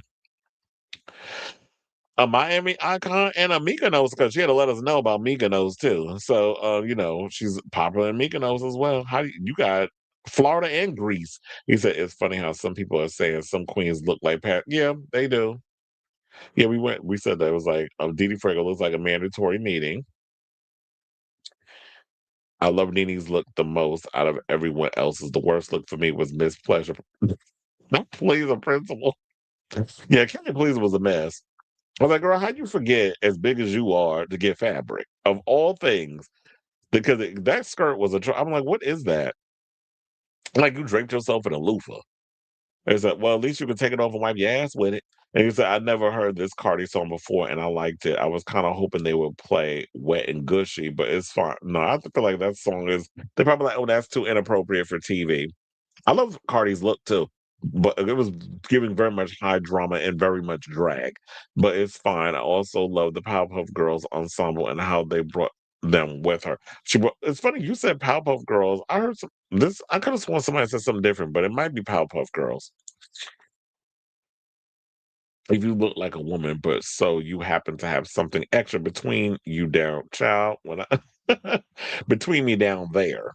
You said the golden beaver will probably always be gate kept to Canada and CVS Irene got eliminated on the first. Yeah. Oh, yeah, I forgot about that. But um, they got to come up with something. We need some kind of interesting twist to make the queens kind of like just start this whole competition thing where it's like, okay, we got a winner and a winner. Like I got an idea for a drag show that in regards to the whole elimination situation. I ain't gonna say it because then somebody might steal it. I got to get the show off the ground first before that happens. So there's ways to get around it or to do something in that way because they definitely need that. All right, y'all. So now let's get into our final topic. And it's more drag race news. So we already talked about Cardi B coming on board to be the first guest judge of season. Why is this annoying ass clip? I'm trying to cut it out, but I don't know how to. Anyway, it doesn't matter. I'll just have to ignore it because it's on Out Magazine or whatever. So Out Magazine did an article on RuPaul's Drag Race, that sort of thing, and they were basically talking about how she transcended expectations as a Drag Race judge. Now, some people were saying that she was more like the villain judge of the season, and I don't think she was necessarily the villain judge. She was just being very honest about, her critiques and all the other stuff. So I was definitely here for a lot of what she had to say in that situation. I was like, well, wait a minute, I forgot where I put. Oh yeah, I got it. So yeah, I definitely enjoyed what it was that she brought to the show. Now, of course, with that, they're gonna compare because these two don't like each other. But pick a list of broads that are in the hip hop game that Nikki don't get along with. We'll be here all night. But the biggest rivalry that she has is these two. So of course they're, the gay blogs or the gay social media or the homosexual social media, as we like to call it, are going to bring up the comparisons. So Cardi B's stint as a guest judge at the premiere of RuPaul's Drag Race Season 18 has already been solidified as one of the great pop star guest drag race premieres of all time, with the Grammy Award-winning rapper's genuine excitement and respect for Mama Ru's queendom and overall praise for queer and trans artists over the years being in full display at a time when beloved pop stars are taking a sharp turn towards the conservative right. It wasn't that foreign of a concept that Cardi, being out bisexual woman, would be an excellent drag race judge, a point that already stood on its own. Moreover, many fans of the show were familiar with the rapper's history of supporting drag artists and trans women, and therefore anticipated that this was bound to be a legend episode of the show. But while the new season of Drag Race was promoted with footage of Cardi B's as episode one's extra special guest judge, having the time of her life, the Levitical Plus community was still coming to terms with months of controversial remarks from fellow female rapper Nicki Minaj, MAGA Minaj, who has been reposting transphobic views, agreeing with Elon Musk's views on trans youth, and even got called out by former collaborator Kim Petras for that rhetoric. Nearly 10 years after a feud was starting, with Minaj reportedly sharing insults about Cardi B's daughter, which we was up in here talking about, like, you don't want nobody to talk about your child. So how you out here talking about other people's kids? They say, here we all found ourselves again, as Minaj wrote that Cardi B's daughter was ugly and a vulture on social media posts from as recently as October 2025 via Vibe.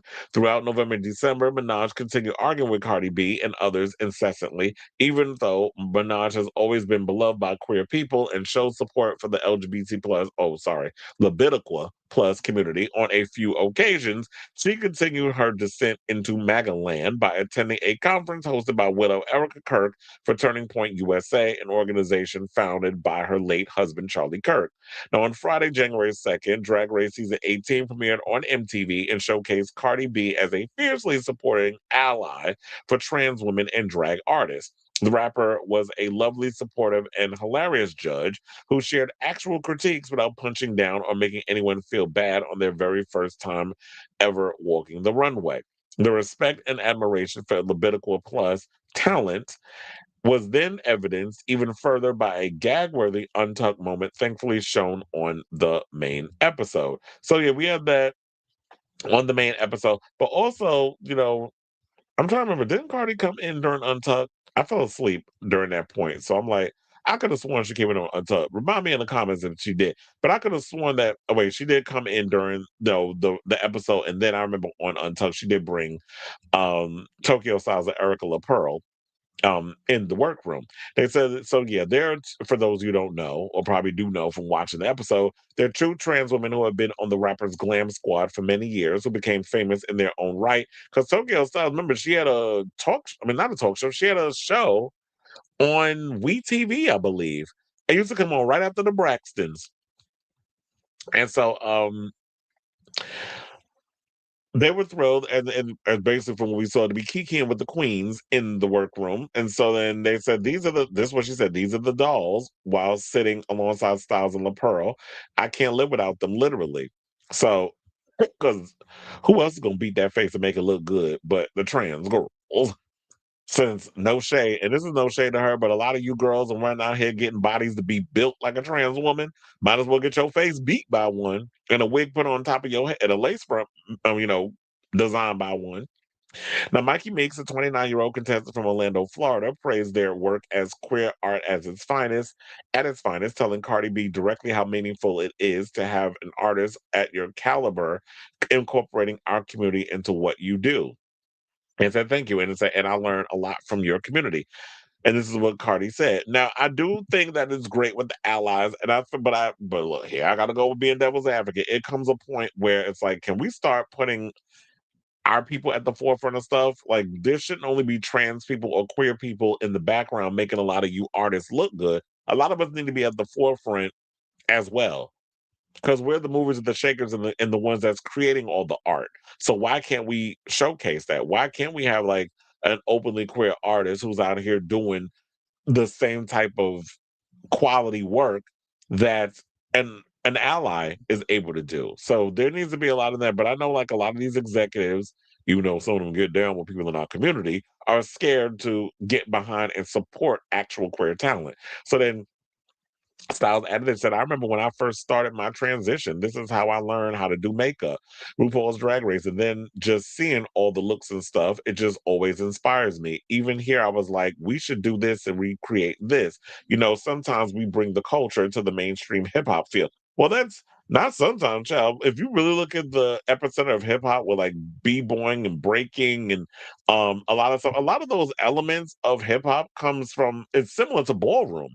So if you really look at the history of hip hop, whatever, queer art and things of that nature has always, in some sort of way, gone hand in hand with hip hop. If you really look into the history of it all, so even like with the DJing and stuff, and with the club culture and all this stuff, and incorporating that. So a lot of that has always been in there in a lot of ways, especially when it comes to the art aspect. So yeah, they do incorporate a lot of that into the thing. It all goes hand in hand. So Cardi said, I don't care if people feel uncomfortable. Whatever I like, I do not care. I look right here because I've got my dolls. And the men be looking, and I'm not gonna spill tea. Now, the queens did laugh at that, and that's the dog, because I'm like, child, if you only knew. Um, and so it was cute that they came in and did the whole untucked thing. And I know some people going to say the things they want to say, but definitely, I can always tell people being authentic or they full of shit. But I definitely felt that Cardi was being sincere and that sort of thing. She definitely loves the community. She definitely has respect for the community. And I know some people, but she's made homophobic and derogatory things. I'm like, she's petty like I am. If you say some crazy shit to me, I don't care if you trans, I don't care if you gay, I don't care if you homo, any part of the LGBT or Levitical spectrum. I'm reading your ass down to the floor. I'm not sparing you because of your sexual orientation or your gender or your height. It's like, no, that's part of reading. Reading is we take a flaw that we look at from y'all and exploit it to the highest heavens of, I was going to say the highest heavens of hell, but that would be an oxymoron because heaven and hell can't be one of the, I mean, I guess some people say it's one and the same. But yeah, it's like she kind of has that ballroom aesthetic, which is like, what the queers do is that, yeah, you come at us, we don't give a fuck. We're gonna read you down to the ground. Everything is um there's no off limit type situation. Same thing how Nikki was going out here making derogatory comments about Cardi's son. I mean Cardi's daughter, I mean. Cardi clapped back. But that's neither here nor there. But since they brought up and we talking about the whole Nicki Minaj situation, it is something that we got to bring up. And no shade, but I definitely feel like Cardi was a better judge. And this is not me coming from a biased situation, but looking back, because I did recently watch the one with Nicki, and she did what she did at that time. And Heidi still don't like her ass because she went in. She was a little harsh with her critiques or whatever. Cardi definitely feels like she's a fan and she's coming from a genuine place. They even said during the show, she's like, "Can I come back and do the show weekly?" While that would be cute, I don't think they could afford you. So they said, given Cardi B's long-standing feud between MAGA Minaj, the somewhat recent rise of MAGA Minaj and fan favorite Queen Heidi in Closet. Funny, I didn't even read the article, and then I just bring it up, recalling the intensely negative critique she received from Minaj as a guest judge on Drag Race season 12. The timing of Cardi B as a Drag Race season 18 judge felt even more iconic than it would have already been. As expected, that parallel did spark some intense discourse between Drag Race fans, the Barbs, and the Barty gang. Oddly enough, the drag race tie-ins for these two rappers never really had much to do with their overall feud, except they now paint a very different picture as we ring in the new year on the heels of problematic statements from one side and genuine support from the other side. So before assuming that this is just another Nicki Minaj versus Cardi B feud, timeline reheating the same crunchy nachos that every other news outlet, celebrity-oriented social media page, and gossip blog has already covered extensively. We're here to assure you that it's not. Stick around to see. Well, they said stick around to see what we mean, and I guess they go through the whole history of the timeline and all that other stuff, which we don't need to go through all of that because it goes through the Nicki versus Heidi in Closet, and then her going on the boys be boys thing. When somebody tried to come up in my comments and play in my face, but that's not what she meant. Don't piss on my leg and tell me it's raining. I've been telling y'all that. Don't play with me when it comes to the intelligence thing. What you're not going to do is insult my intelligence because you want to move the needle when you a damn groupie over there being a fan, because I'm gonna cuss your ass out and I'm gonna block you. Which I didn't even do that at first, but then that child told me to go and get a real job, and I'm like, wait a minute, bitch, how you telling me to get a real job? A, I have a real job outside of this, and B, I get paid to do this YouTube thing monthly. What are you talking about, Willis? So get a real job, bitch. Maybe you need to go find you one. So anyway, I say all this to say, what do you guys think of this story? Um, in regards to Cardi B's appearance, do you think, like, in regards of one of the main season premiere judges, because they always try to find a big name to come on board and do the guest judge season premiere thing, do you think that between Cardi and Nicki, I guess we're gonna have to do it. You team this one and team that one. They trying to make it like it should be that type of discourse, but in a way, you kind of played into that. Out. You can't sit there and say that that's not what y'all was doing. That's literally what y'all was doing. Um, did you like what Cardi brought in regards to, judging the girls on the season premiere? I definitely want to hear from you in regards of what your overall thoughts on their styles are. I'm not expecting them to be one and the same, but who did you prefer? Whatever your thoughts are, let me know in the comments down below.